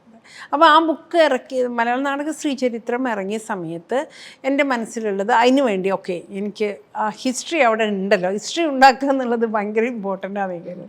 അത് കഴിഞ്ഞ് ചലച്ചിത്ര അക്കാദമിയിൽ ജോലിക്ക് കയറിയ സമയത്ത്, അത് ഞാൻ സിനിമയിലൊക്കെ വരുന്നതിന് മുമ്പാണ് ചലച്ചിത്ര അക്കാദമിയിൽ കയറുന്നത്. അപ്പോഴാണ് ബീന ചേച്ചിയായിട്ട്, ബീന പോളുമായിട്ടുള്ള ഡിസ്കഷൻസിലാണ് നമുക്ക് മലയാള സിനിമയുടെ ഹിസ്റ്ററിയിൽ സ്ത്രീകളെവിടെ, അവരെങ്ങനെയാണ് റെപ്രസെൻ്റ് ചെയ്തിട്ടുള്ളത് എന്നുള്ളത് പരിശോധിച്ചാലോ എന്നുള്ള ഡിസ്കഷൻ. അതിൻ്റെ ഭാഗമായിട്ടാണ് അവൾ വെള്ളിത്തിരയിൽ എന്ന് പറഞ്ഞുള്ള ഒരു എക്സിബിഷൻ നമ്മൾ ക്യൂറേറ്റ് ചെയ്യുന്നത്. അന്ന് കനകക്കുന്നിൽ ശർമിള ടാഗോറൊക്കെ ഉദ്ഘാടനം ചെയ്ത ഒരു ഗംഭീര എക്സിബിഷനായിരുന്നു. IFFKയുടെ സമയത്ത് അത് അവിടെ പ്രദർശിപ്പിച്ചിട്ടുണ്ടായിരുന്നു. ഇതിൻ്റെയൊക്കെ തുടർച്ചയായിട്ട് തന്നെയാണ് ഞാൻ എൻ്റെ കേരളീയത്തിൻ്റെ ഭാഗമായിട്ട് ചെയ്തിട്ടുള്ള പെൺകാലങ്ങളെയും കാണുന്നത്. പെൺകാലങ്ങൾക്ക് കുറച്ചും കൂടി ഒരു ഭയങ്കര വൈഡായിട്ടുള്ള ഒരിതുണ്ടായിരുന്നു. അതിന് ഏറ്റവും ഇൻട്രസ്റ്റിംഗ് ആയിട്ട് സിനിമയുടെ കാര്യം പറഞ്ഞപ്പോഴാണ്, സിനിമയുടെ ആദ്യം നമ്മൾ എക്സിബിഷൻ ക്യൂറേറ്റ് ചെയ്യുമ്പോൾ നമ്മൾക്ക് സിനിമയിലെ ഡയറക്ടേഴ്സ് ആരാ എന്ന് നോക്കുമ്പം നമുക്ക് വിജയനിർമ്മലയുണ്ട്, ഷീലയുണ്ട്, പിന്നെ കേരളത്തിൽ നിന്നുള്ള സ്ത്രീകളുടെ എണ്ണം വളരെ കുറവ്, 3-4 പേരുകളെ നമുക്ക് അവിടെ ഇങ്ങനെ പോസ്റ്ററിൽ ഒട്ടിച്ചു വെക്കാനുള്ളൂ. നമ്മളിരുന്നിങ്ങനെ ആലോചിക്കുക, ഈശ്വര സിനിമയിൽ അഭിനയിച്ച എഡിറ്റേഴ്സ് ആയിരിക്കും, ഇപ്പോൾ ബീന പോൾ അല്ലാതെ വേറെ എഡിറ്റേഴ്സ് ഉണ്ടോ, ഇങ്ങനെ നമ്മൾ ഓരോന്നും നമ്മളിങ്ങനെ തപ്പി കണ്ടുപിടിക്കുവാണ്. പക്ഷേ അത് സംഭവിക്കുന്നത് 2008-ലാണ്. 2024 ഇത് ചെയ്യുമ്പം, 24-23 ഇത് ചെയ്യുമ്പം ഡയറക്ടേഴ്സ്, വുമൺ ഡയറക്ടേഴ്സ് എന്ന് പറഞ്ഞിട്ട് സ്ത്രീകളുടെ എണ്ണം വളരെയധികം ഉണ്ട്. കുറേ സ്ത്രീകളുണ്ട്. എഡിറ്റേഴ്സ് എന്ന് പറഞ്ഞാൽ കുറേ പേരുണ്ട്. അപ്പം സിനിമയുടെ അത് ആദ്യം നമ്മളൊരു പാനലിൽ മതിയാവുമല്ലോ എന്ന് വിചാരിച്ചത് ഒരു 10 പാനലായിട്ടും തീരുന്നില്ല. കാരണം അത്രയും സ്ത്രീകൾ പണിയെടുക്കാൻ തുടങ്ങി സിനിമയിൽ. അതൊരു വലിയ മാറ്റമല്ലേ.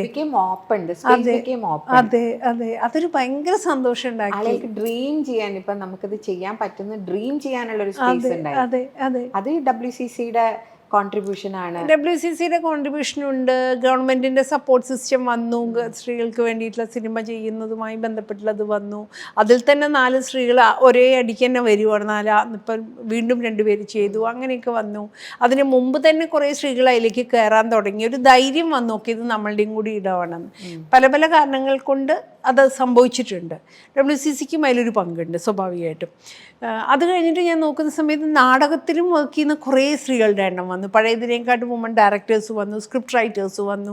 അങ്ങനെ നല്ല രസത്തിലുള്ള ഒരു മാറ്റം ആർട്ടിൻ്റെ മേഖലയിൽ വന്നിട്ടുണ്ട്. അത് പെയിൻറ്റേഴ്സിൻ്റെ ആണെങ്കിലും ഒക്കെ കുറേ പേര് വന്നു, കുറേ സ്ത്രീകൾ വന്നു. അതേപോലെ മൂവ്മെൻറ്റിൽ വർക്ക് ചെയ്യുന്ന സ്ത്രീകൾ, അതിൽ പല എക്കണോമിക് രംഗത്ത് വർക്ക് ചെയ്തിട്ടുള്ള സ്ത്രീകൾ, പ്ലാനിംഗ് ബോർഡിൽ വർക്ക് ചെയ്തവർ, ഇങ്ങനെയൊക്കെയുള്ള എല്ലാ മേഖലയിലും വർക്ക് ചെയ്യുന്ന ജേർണലിസത്തിൽ വർക്ക് ചെയ്തത്, അങ്ങനെയൊക്കെയുള്ള കുറേ ഇത് വന്നിട്ടുണ്ടായിരുന്നു. അപ്പോൾ പക്ഷേ അതിൻ്റെ പ്രോബ്ലം എന്താ വെച്ചാൽ അതൊരു പൂർണ്ണമായിട്ടുള്ളൊരു ആർക്കൈവിങ് ആണോ എന്ന് ചോദിച്ചാൽ അല്ലായിരുന്നു. കാരണം 1.5 മാസമാണ് നമുക്ക് ആകെ കിട്ടുന്നത് ഈ ഒരു പണി ചെയ്യാൻ വേണ്ടിയിട്ട്. അതിൻ്റെ അകത്ത് പറ്റാവുന്ന ഇൻഫർമേഷൻസ് നമ്മൾ അതിലേക്ക് എന്നിട്ട് തന്നെ ജേർണലിസ്റ്റുകളിലെ കുറച്ച് ആളുകളുടെ പേരുകളില്ല എന്നൊക്കെ പറഞ്ഞിട്ട് ഭയങ്കര വഴക്കായിരുന്നു.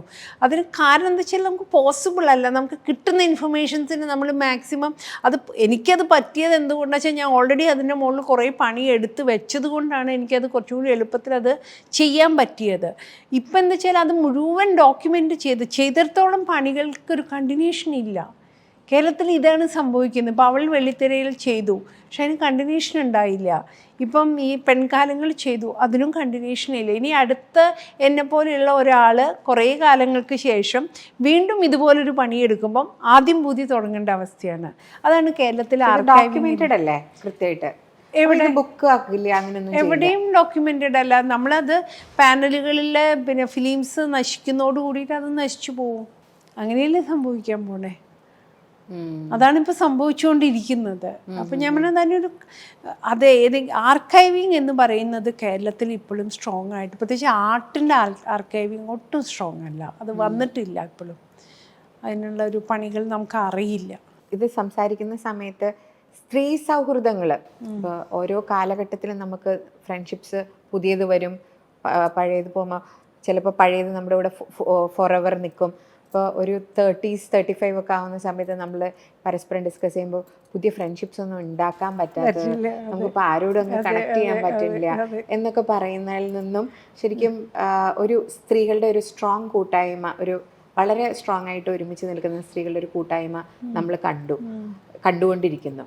അപ്പോൾ how has it as A person, അത് ഞാൻ ബുക്കിലും വായിച്ചതുകൊണ്ടാണ് ചോദിക്കണത്, എങ്ങനെയാണ് ചൈൽഡ്ഹുഡിലെ കഥ വെച്ച് തന്നെ പറയാമെന്നുള്ളതാണ്.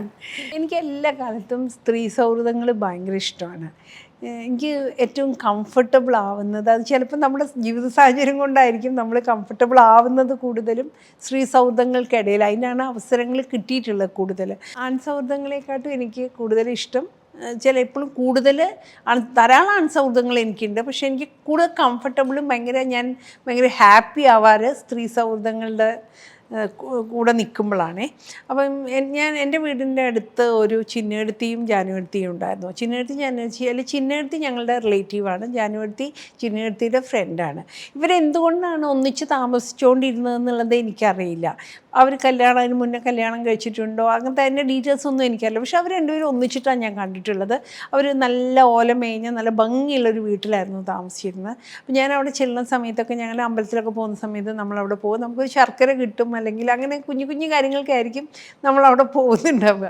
അപ്പോൾ പോകുന്ന സമയത്ത് ചിന്നയെടുത്തിയും ജാനുവരിയും നമ്മൾ വഴക്കൊക്കെ അടിക്കുന്നുണ്ടാവും. പക്ഷെ അതേപോലെ ഭയങ്കര സ്നേഹമായിരിക്കും. തല ചീന്തി കൊടുക്കും, മാടിക കൊടുക്കും, അതേപോലെ തന്നെ പിന്നെ പൊട്ട് കൊടുക്കും. പിന്നെ ചിന്നയ്ക്ക് ചെവി കേൾക്കില്ല, ജാനുവിന് ചെവി കേൾക്കും. ചിന്നയ്ക്ക് കണ്ണ് കാണും, ജാനുവിന് കണ്ണ് കാണില്ല. ഇങ്ങനെയൊക്കെയുള്ള കുറേ കോംപ്ലിക്കേഷൻസ് ഉണ്ട്. അപ്പോൾ പരസ്പരം സപ്പോർട്ട് ചെയ്തിട്ടേ അവർക്ക് ജീവിക്കാൻ പറ്റുള്ളൂ. മനസ്സിലായില്ലേ? രണ്ടുപേരും അങ്ങോട്ടും ഇങ്ങോട്ടും വഴക്കൊക്കെ അടിച്ചാൽ നമ്മൾ ചിന്നേനെ കുറ്റം പറയുന്നത് ജാനുവിനും ഇഷ്ടമല്ല, ജാനുവിനെ കുറ്റം പറയുന്നത് ചിന്നയ്ക്ക് ഇഷ്ടമല്ല. അപ്പം ഞാൻ എപ്പോഴും എൻ്റെ ജീവിതത്തിൽ ആ ഒരു ക്രേവ് ചെയ്യുക പറയില്ലേ, അങ്ങനെ ഒരു ബോണ്ടിന് വേണ്ടി ഇഷ്ടമാണ് എനിക്ക്. അങ്ങനത്തെ ബോണ്ട് എനിക്കിഷ്ടമാണ്. സ്ത്രീകൾ അവർ തരുന്നൊരു കംഫർട്ട് ഉണ്ടല്ലോ, സ്ത്രീ സൗഹൃദങ്ങളിൽ കിട്ടുന്ന കംഫർട്ട്, അതൊരു പ്രത്യേകതയുള്ളതാണെന്നാണ് ഞാൻ വിചാരിക്കുന്നത്. അത് എനിക്കിഷ്ടം. ഓഫ് ലേറ്റ് ആക്ച്വലി WCC അതിനൊരു നല്ലൊരു സ്പേസ് ആയോ? WCC എന്ന് പറയുന്നതിൽ കുറേ സ്ത്രീകളുണ്ടല്ലോ, അതൊരു വേറൊരു ഇക്വേഷനാണ്. അതിൽ ഒന്നിച്ചിപ്പം എനിക്കറിയാം നമ്മളെല്ലാം പല രീതിയിൽ പലതിലും ആക്റ്റീവായി, അല്ലെങ്കിൽ നമ്മളെ പേഴ്സണൽ സ്പേസുകളിൽ ഭയങ്കര ആക്റ്റീവായിട്ടൊക്കെ ഇരിക്കുന്ന സമയത്തായിരിക്കും നമ്മളെല്ലാവരെയും ബാധിക്കുന്ന ഒരു സംഗതി വന്ന് വീഴുന്ന, ഒരു ബോംബ് പോലെ വന്ന് വീഴുന്ന. അതോടുകൂടി നമ്മൾ ആരും പ്രതീക്ഷിക്കില്ല, എല്ലാവരും ആക്റ്റീവാകും. എല്ലാവരും ഓടിപ്പിടിച്ച് കൈ പിടിച്ചിങ്ങനെ നിൽക്കില്ലേ, അതുപോലെ ആക്റ്റീവാകും. അത് കാണാൻ ഭയങ്കര രസമാണ്. നമ്മളിങ്ങനെ ഇത് ഡെഡായോ, ഒരു മനുഷ്യനില്ലല്ലോ, ആരും ഒന്നും മിണ്ടുന്നില്ലല്ലോ, ആരും ഒന്നും പറയുന്നില്ലല്ലോ എന്നൊക്കെ വിചാരിച്ചുകൊണ്ടിരിക്കുമ്പോഴായിരിക്കും ഇങ്ങനൊരു കാര്യം വരുന്നത്. അതിൻ്റെ ഒരു ഭംഗിയുണ്ടല്ലോ, അത് ഭയങ്കര രസമാണ്. അത് നമ്മൾ WCC ഉണ്ടായ സമയത്ത് പലരും പറഞ്ഞിട്ടുണ്ടായിരുന്നു, ഇത് ഒരു വർഷത്തിനുള്ളിൽ ഇല്ലാതെയാവും എന്ന്. പല സംഘടനാ നേതാക്കന്മാരും അത് പറഞ്ഞത് എനിക്കറിയാം. പക്ഷെ അവർ സംഘടനയ്ക്കകത്ത് സ്ത്രീകളുടെ കൂട്ടായ്മകൾ ഉണ്ടായപ്പോൾ അതൊന്നും നിലനിന്നതുമില്ല. WCC ഇപ്പോഴും അതേപോലെ തന്നെ സ്ട്രോങ് ആയിട്ട് നിൽക്കണമുണ്ട്. ഇത് പറഞ്ഞപ്പോൾ ഒരു പൊതു സംസാരം ഉണ്ടല്ലോ, WCC ഇപ്പം ഇല്ല, ഇപ്പോൾ അമ്മയിൽ മൊത്തം വിമൻ മെമ്പേഴ്സ് വന്നു, അപ്പോൾ WCC ചീറ്റിപ്പോയി എന്ന് പറയുന്ന ഒരു കോൺവെർസേഷൻ വളരെ ഈ അടുത്ത് റീസെൻ്റ് കുറച്ച് പിന്നെ അറിവുള്ള ഒരാളത് പറഞ്ഞത് കേട്ടപ്പോൾ ഞാൻ ഷോക്കിങ്ങിൽ, ആരാ നിങ്ങളോട് അങ്ങനെ പറഞ്ഞേ, എന്തുകൊണ്ടാണ് നിങ്ങളത് പറഞ്ഞേ എന്ന് ഞാനൊരു ചോദ്യം ചോദിച്ചു. അപ്പോൾ അവർ പറഞ്ഞു അത് അറിയില്ല, ഇപ്പം മനസ്സിലായില്ലേ, എല്ലാം ഇപ്പം അവരെ അനക്കൊന്നുമില്ലല്ലോ എന്ന് പറയുന്ന ഒരു സംഭവം.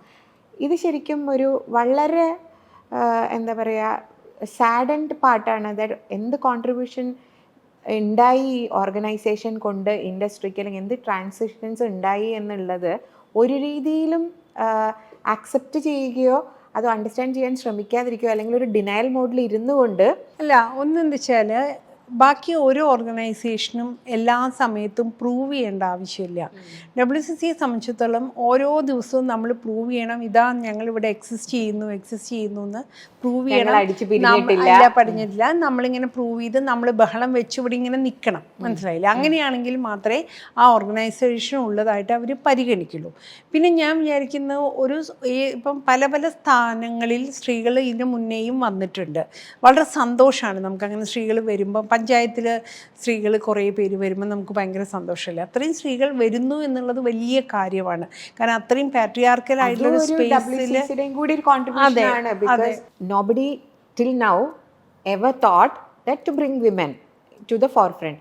Why did they think now? അതൊരു ക്വസ്റ്റ്യൻ അല്ലേ? അതൊക്കെ ക്വസ്റ്റ്യൻ ആണ്. പക്ഷെ അത് മനസ്സിലാവാഞ്ഞിട്ടാണോ, അത് മനസ്സിലാക്കേണ്ടതില്ല എന്ന് കരുതുന്നത് കൊണ്ടാണോ എന്നറിയില്ല. എപ്പോഴും ഇങ്ങനത്തെ ചോദ്യങ്ങൾ നമുക്ക് വന്നുകൊണ്ടിരിക്കും. അപ്പോൾ ഒന്ന് ഇങ്ങനെ പറയുന്നത് കൊണ്ട് നമ്മളിങ്ങനെ എപ്പോഴും ശബ്ദമുണ്ടാക്കിക്കൊണ്ട് ഇതാ ഞങ്ങളിവിടെ ഉണ്ട് എന്ന് പറയേണ്ട ആവശ്യം നമുക്കില്ല. രണ്ടാമത്, സ്ത്രീകൾ പഞ്ചായത്തിൽ ലെവലിലൊക്കെ തന്നെ ധാരാളം സ്ത്രീകൾ വന്ന സമയത്ത് അവരെല്ലാം ജെൻഡർ സെൻസിറ്റീവ് ആണെന്നൊന്നും നമുക്ക് തോന്നിയിട്ടുമില്ല. അവരെല്ലാം വളരെ സ്ട്രോങ് ആയിട്ട് സ്ത്രീകൾക്ക് വേണ്ടി വാദിക്കണമെന്നുമില്ല. പക്ഷേ സ്ത്രീകൾ ഉണ്ടാവുന്നു എന്നുള്ളത് നമ്മൾ പോസിറ്റീവായി കാണുന്നതുകൊണ്ടാണ് നമ്മളത് ഭയങ്കരമായിട്ട് ആഘോഷിച്ചത്. ഞങ്ങളും ആഘോഷിച്ചിട്ടുണ്ട്. സ്ത്രീകൾ വന്നു എന്നുള്ളത് ഞങ്ങൾക്കും സന്തോഷമുള്ള കാര്യമാണ്. ഇനി അവരാണ് പ്രൂവ് ചെയ്യേണ്ടത് അവർക്ക് എത്ര ജെൻഡർ സെൻസിറ്റീവ് ആവാൻ വേണ്ടി പറ്റുമെന്നുള്ളത്. അവരാർക്ക് വേണ്ടിയിട്ടാണ് വാദിക്കുക, ആരോടൊപ്പമാണ് അവർ നിൽക്കുക എന്നുള്ളത്. ഒരു പാട്രിയാർക്കൽ ഫ്രെയിംവർക്ക് ഇറങ്ങി പണിയെടുക്കാൻ അവർക്ക് പറ്റുമോ എന്നുള്ളത് അവരാണ് പ്രൂവ് ചെയ്യേണ്ടത്, നമ്മളല്ല പ്രൂവ് ചെയ്യേണ്ടത്. WCC മുന്നോട്ട് വെച്ചിട്ടുള്ള കാര്യങ്ങൾ, മുന്നോട്ട് വെച്ചുകൊണ്ടിരിക്കുന്ന കാര്യങ്ങളൊക്കെ തന്നെ ഇപ്പോഴും അവിടെ ഉണ്ട്. അതിൻ്റെ അകത്ത് നമ്മൾ ഇനിയും പണിയെടുക്കേണ്ടതുണ്ട്. അതിലൊന്നും മാറ്റങ്ങളുണ്ടായില്ല. അതിൽ മാറ്റങ്ങളുണ്ടാകുമ്പോൾ സ്വാഭാവികമായിട്ടും ഇങ്ങനത്തെ ഒരു ഓർഗനൈസേഷൻ ഇനി ആവശ്യമില്ലാതെയാവും. അത് സ്ത്രീകൾ കുറേ പേര് ഭരണപക്ഷം ചില മെയിൻ പോസ്റ്റുകളിൽ വന്നു, ഏതെങ്കിലും ഒരു സംഘടനയുടെ വന്നു എന്നുള്ളത് കൊണ്ട് ഒരു ഓർഗനൈസേഷൻ ഇല്ലാതെ ആവേണ്ട ആവശ്യമില്ലല്ലോ. ഇത് പറയുമ്പോൾ നമ്മൾ ആർട്ടിവിസത്തിലാണെങ്കിലൊക്കെ നമ്മൾ സ്ഥിരം പറയുന്നത്, നമ്മൾ ഫെമിനിസ്റ്റിക് മൂവ്മെൻറ്റോ ക്ലൈമറ്റ് ചേഞ്ചിൻ്റെ ഒരു മൂവ്മെൻറ്റോ നടത്തുന്ന സമയത്ത് ഇമോഷണലി നമുക്കത് ഭയങ്കര ട്രിഗറിങ് ആവും most of the time. Because half of the time others won't understand. Half of the time, what, as you said, we have to keep proving. So how emotionally triggering was this entire process, like the past 8 years for you? നല്ല ബുദ്ധിമുട്ടായിരുന്നു. പ്രത്യേകിച്ച് ഒറ്റയ്ക്ക് ജീവിക്കുന്ന എന്നെ സംബന്ധിച്ചിടത്തോളം അത് ഭയങ്കര ഡിഫിക്കൽട്ടായിരുന്നു. നമ്മൾ ഇമോഷണലി തകർന്ന് തരിപ്പണാവും. നമ്മളെ വളരെ, ഞാൻ പറഞ്ഞില്ലേ, ഭയങ്കര നമുക്ക് മനസ്സിലാക്കും ഈ കാര്യങ്ങൾ എന്നൊക്കെ വിചാരിച്ചിരുന്ന ആളുകൾ നമ്മളെ മനസ്സിലാക്കാതെ ഭയങ്കര മോശമായിട്ട് വളരെ നെഗറ്റീവായിട്ട് നമ്മളെടുത്ത് പെരുമാറുകയോ മറ്റുള്ളവരോട് നമ്മളെക്കുറിച്ച് പറയുകയൊക്കെ ചെയ്യുമ്പം നമുക്ക് ഭയങ്കര വിഷമവും സങ്കടവും ഒക്കെ വന്നിട്ടുണ്ട്. നമ്മൾ തകർന്നു പോയിട്ടുള്ള സന്ദർഭങ്ങൾ ഉണ്ടായിട്ടുണ്ട്. പക്ഷേ ഇതൊരു വേറൊരു കോസിന് വേണ്ടി നമ്മൾ നിൽക്കുകയായതുകൊണ്ട് നമ്മളുടെ പേഴ്സണൽ ലോസുകളൊന്നും തന്നെ നമ്മൾ ആരും ഗൗരവമായിട്ട് എടുത്തില്ല. എല്ലാവരെയും ബാധിച്ചിട്ടുണ്ട്. ഇമോഷണലി ഞങ്ങൾ എക്സോസ്റ്റഡ് ആയിട്ട് ചിലവർ പറയുകയാണെങ്കിൽ ഞാൻ 2-3 മാസത്തേക്ക് ഒന്നും ചെയ്യില്ല, എനിക്ക് വയ്യ, അങ്ങനെയുള്ള എത്രയോ സന്ദർഭങ്ങളിൽ ഞാനും കടന്നു പോയിട്ടുണ്ട്, പലവരും കടന്നു പോയിട്ടുണ്ട്. അപ്പം നമ്മൾ അവർക്ക് റെസ്റ്റ് കൊടുത്തുന്ന മറ്റുള്ളവർ പണിയെടുക്കും. അങ്ങനെയാണ് അത് ഇത്രയും കാലം കൊണ്ടുപോയിട്ടുള്ളത്. അത് എപ്പോഴും പറ്റിക്കൊള്ളണമെന്നൊന്നുമില്ല. പക്ഷെ ഞാൻ പറയുക, അത് നല്ലോണം ബാധിച്ചിട്ടുണ്ട്, എൻ്റെ ഹെൽത്തിനെയൊക്കെ നല്ലോണം ബാധിച്ചിട്ടുണ്ട്. ഞാൻ എൻ്റെ ഹെൽത്ത് ഭയങ്കരമായിട്ട് മോശമായിട്ടുണ്ട്. ഈ ചില സന്ദർഭങ്ങളിലൊക്കെ തന്നെ നമ്മളെ കണ്ടിന്യൂസ് ആയിട്ടുള്ള സൈബർ അറ്റാക്കുകളൊക്കെ വന്നപ്പോൾ ഭയങ്കരമായിട്ട് ബാധിച്ചിട്ടുണ്ട്. കാരണം ഞാൻ അതിന് പറ്റിയ ആളല്ല. എനിക്ക് സൈബർ അറ്റാക്കുകളൊന്നും ഈസി ആയിട്ട് എടുക്കാൻ പറ്റുന്ന ആളല്ല. എനിക്ക് വിഷമാവും അങ്ങനെ ആളുകൾ അറ്റാക്ക് ചെയ്യുകയൊക്കെ ചെയ്യുമ്പോൾ. അപ്പോൾ അതുകൊണ്ട് ഞാൻ തകർന്ന് തരിപ്പണമായിട്ടുണ്ട്. അതിന് വീണ്ടും സർവൈവ് ചെയ്തിട്ടുണ്ട്. പേഴ്സണൽ ക്രൈസിസുകളെക്കാട്ടും ഇത്തരം കാര്യങ്ങളാണ് കൂടുതലും ബാധിച്ചിട്ടുള്ളത് ഈ കാലത്തൊക്കെ. Thank you. നമുക്ക് എല്ലാവർക്കും ഒരു പുതിയൊരു പാത്ത് ഉണ്ടാക്കാൻ വേണ്ടിയിട്ട് ശരിക്കും ഒരുപാട് പേര് പറയുമല്ലോ, എന്താ I walk through the paths of the ashes of my grandmothers എന്ന് പറയുന്ന സാധനത്തിൽ വരുന്ന. Thank you for that. നമ്മൾ ബുക്ക് വെച്ചാൽ തുടങ്ങിയേ, പക്ഷെ നമ്മൾ പലതും സംസാരിച്ചു. ബുക്ക് വെച്ച് നമുക്ക് കൺക്ലൂഡ് ചെയ്യാം. എനിക്ക് ഈ ബുക്ക് വായിച്ചപ്പോൾ ഏറ്റവും ടച്ചിങ് ആയി തോന്നിയ ഒരു ഏരിയ എന്ന് പറയുന്നത് അച്ഛനായിരുന്നു. എനിക്ക് ഭയങ്കര വിഷമം തോന്നിയൊരു, അതിൽ പറയുന്ന വിഷം കുടിച്ചിട്ട് എടുത്തുകൊണ്ട് പോകുന്ന സമയത്ത് അച്ഛൻ പ്രഭേ എന്നെ രക്ഷിക്കുക, എങ്ങനെയെങ്കിലും എന്നെ ഒന്ന് രക്ഷിക്കുക എന്ന് പറയുന്നതാണ്. പക്ഷെ ആശുപത്രിയിൽ എത്തുന്നതിന് മുന്നേ അച്ഛൻ പോയി എന്ന് പറയുന്നു. അത് വായിച്ചപ്പം എനിക്ക് സജിത മഠത്തിൽ എന്ന് പറയുന്ന വ്യക്തിയോട്, എന്ന് വെച്ചാൽ ആ ചൈൽഡ്ഹുഡിലെ കുട്ടിയോട് തൊട്ട് ഒരുപാട് സ്നേഹം തോന്നി. അപ്പോൾ ആ ഇൻസിഡൻറ്റും അത് കഴിഞ്ഞുള്ള ജീവിതവും സജിത മഠത്തിൽ എന്ന് പറയുന്ന ഇപ്പം നമ്മൾ കാണുന്ന സജിത മഠത്തിനെ ഏതെല്ലാം രീതിയിൽ അഫക്റ്റ് ചെയ്തു, ഇൻഫ്ലുവൻസ് ചെയ്തു? എഫക്റ്റ് ചെയ്തു എന്ന് ചോദിച്ചിട്ടുണ്ടെങ്കിൽ നന്നായിട്ട് എഫക്റ്റ് ചെയ്തിട്ടുണ്ടാവും. പക്ഷെ അത് മനസ്സിലാവുന്ന ചെറുപ്പത്തിലേ ആയതുകൊണ്ട് നമുക്കതൊന്നും മനസ്സിലായില്ല. പിന്നെ കുറേ കാലം കഴിഞ്ഞിട്ട് പല കാര്യങ്ങളെയും നമ്മൾ റീതിങ്ക് ചെയ്യുകയും, എന്തുകൊണ്ട് ഞാൻ ഈ സമയത്ത് ഇങ്ങനെ റിയാക്ട് ചെയ്തു, അല്ലെങ്കിൽ ഇങ്ങനെ പെരുമാറുന്നു, എന്തുകൊണ്ടാണ് ഇപ്പോൾ എൻ്റെ അടുത്തൊരു മൈക്ക് കൊണ്ടുവന്നിട്ട് ഒരാൾ സംസാരിക്കൂ എന്ന് പറഞ്ഞാൽ എനിക്ക് ആ വിഷയം അറിയുന്ന വിഷയമാണ്. എനിക്ക് ഒരു റാൻഡമായിട്ട് പോയിട്ടൊന്ന് സ്റ്റേജിൽ കയറിയിട്ട് എൻ്റെ അടുത്ത് വരൂ എന്ന് പറഞ്ഞാൽ എനിക്ക് സംസാരിക്കാൻ പറ്റില്ല. കാരണം എനിക്ക് കോൺഫിഡൻസ് ഇല്ല അങ്ങനെയൊന്നും സംസാരിക്കാൻ വേണ്ടി. അതിൻ്റെ അർത്ഥം എനിക്ക് ആ വിഷയം അറിയില്ല എന്നോ ഒന്നുമല്ല. അപ്പോൾ എൻ്റെ അത്ര പോലും അതിനെപ്പറ്റി ഒരു ധാരണയില്ലാത്ത ഒരാളും അങ്ങോട്ട് റാൻഡമായിട്ട് പോയി മൈക്കൊക്കെ എടുത്ത് അങ്ങോട്ട് സംസാരിക്കുന്നത് ഞാൻ കണ്ടിട്ടുണ്ട്. ആ കോൺഫിഡൻസ് എൻ്റെ ജീവിതത്തിൽ ഇല്ല. എനിക്ക് ആ കോൺഫിഡൻസ് ഇല്ലാതെ ആയതിന് കാരണം ഇതൊക്കെ തന്നെയാണ്. ആ ഒരു ബാല്യം ഉണ്ടല്ലോ, നമ്മളുടെ ഒരു വാക്വമുള്ളൊരു ബാല്യം ഉണ്ടല്ലോ, അത്. പിന്നെ അതേപോലെ തന്നെ എനിക്ക് തോന്നിയുള്ള ഒരു കാര്യം എന്ന് പറയുന്നത്, ഞാൻ എപ്പോഴും ഒരു കാര്യം, ഇപ്പം നിങ്ങളൊക്കെ സ്കൂൾ വിട്ട് വരുന്ന സമയത്ത് നിങ്ങളുടെ അടുത്ത് ചോദിക്കാൻ ആരെങ്കിലും ഉണ്ടാവും എന്താന്ന് സ്കൂളിൽ സംഭവിച്ചതെന്നുള്ളത്. അപ്പം എൻ്റെ അടുത്തൊന്നും ഒരു മനുഷ്യൻ ചോദിച്ചിട്ടില്ല. അതുകൊണ്ട് ഞാൻ എന്താ ചെയ്യുക വെച്ചാൽ, പിന്നെ എൻ്റെ അടുത്ത് അങ്ങനെ ചോദിച്ച് പരിചയമില്ലാത്തതുകൊണ്ടും അതിന് മറുപടി പറഞ്ഞ് ശീലമില്ലാത്തതുകൊണ്ടും ഞാൻ ആ സംഭവത്തിനെ കുറിച്ച് എനിക്കൊരു കഥയുണ്ടാവും. ഞാൻ ഒരു കഥ ക്രിയേറ്റ് ചെയ്യും, ഒരു ഫിക്ഷൻ ക്രിയേറ്റ് ചെയ്യും. ആ ഫിക്ഷനാണ് എൻ്റെ അതിനുള്ള മറുപടി എന്ന് പറയുന്നത്. ആരും ചോദിക്കാത്തതുകൊണ്ട് ഞാൻ എൻ്റെ മനസ്സിലാണ് ആ ഫിക്ഷൻ ഉണ്ടാക്കുന്നത്. അങ്ങനെ കഥകളായിട്ടാണ് എന്നെ സംബന്ധിച്ചിടത്തോളം ഓരോ സംഭവങ്ങൾ വരുന്നത്.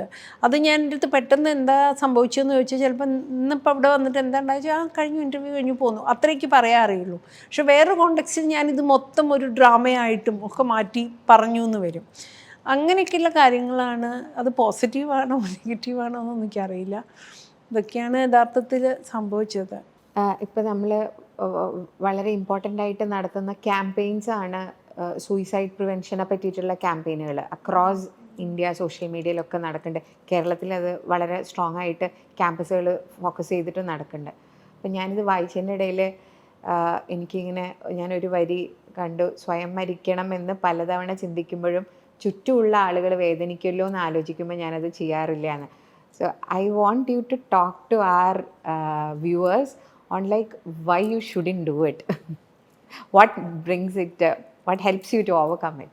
ഒന്ന്, ഞാൻ അങ്ങനെ ആലോചിക്കുന്നതേ ശരിയല്ല എന്നെനിക്ക് നന്നായിട്ട് അറിയാം. കാരണം അങ്ങനെ ആത്മഹത്യ ചെയ്തുള്ള ഒരാളുടെ മകൾ എന്നുള്ള നിലയ്ക്ക് ഞാൻ എങ്ങനെ സർവൈവ് ചെയ്തു, എങ്ങനെ എൻ്റെ അമ്മ സർവൈവ് ചെയ്തു എന്നുള്ളത് ഞാൻ കണ്ടിട്ടുണ്ട്. പ്രത്യേകിച്ച് ഞാൻ മൂത്ത മകളായതുകൊണ്ട് തന്നെ എൻ്റെ അമ്മയ്ക്ക് അപസ്മാരം വരുമായിരുന്നു, ഇമോഷണലി ഭയങ്കര പ്രശ്നമായിട്ട്.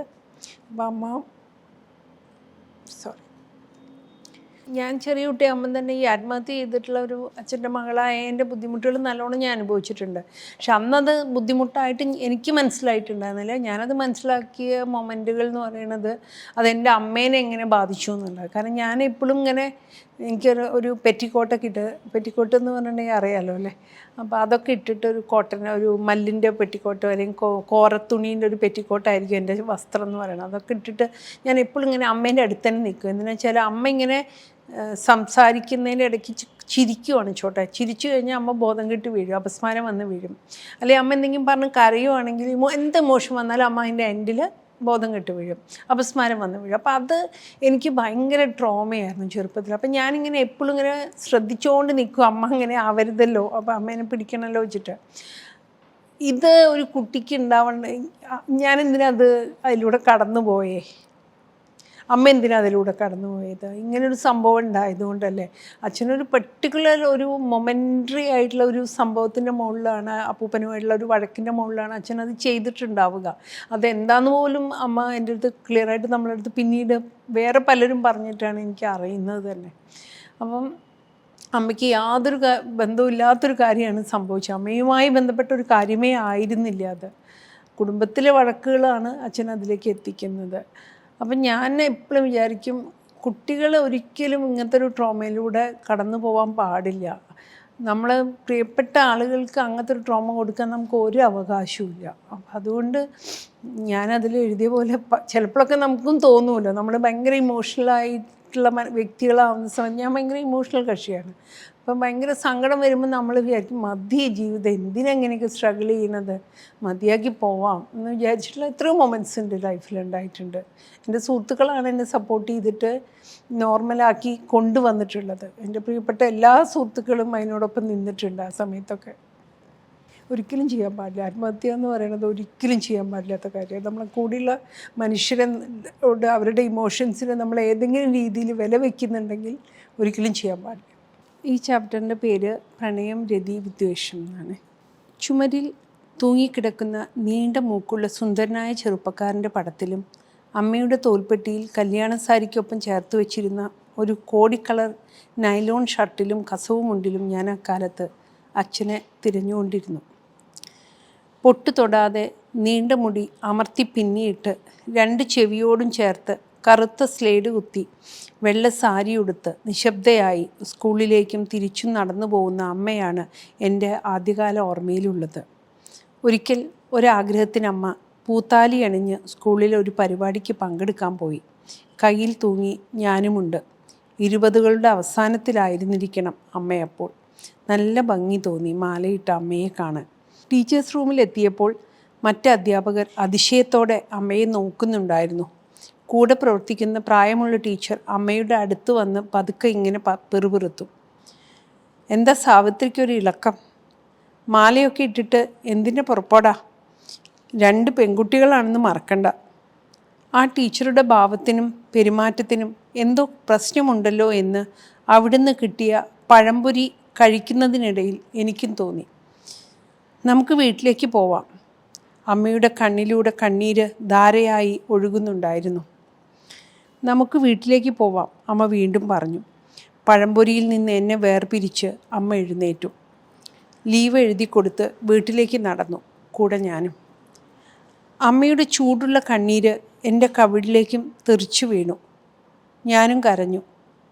വിധവയ്ക്ക് നിറങ്ങളും ആഭരണങ്ങളും സന്തോഷങ്ങളും മാത്രമല്ല, പ്രണയവും കാമവും എല്ലാം അന്യമാണെന്ന് പതുക്കെ പതുക്കെ ഞാൻ തിരിച്ചറിഞ്ഞു. അമ്മയ്ക്കൊപ്പം കരഞ്ഞുകൊണ്ട് ഓട്ടുകമ്പനി റോഡിൻ്റെ കയറ്റം കയറിയത് ഇന്നും എൻ്റെ മുമ്പിലുണ്ട്.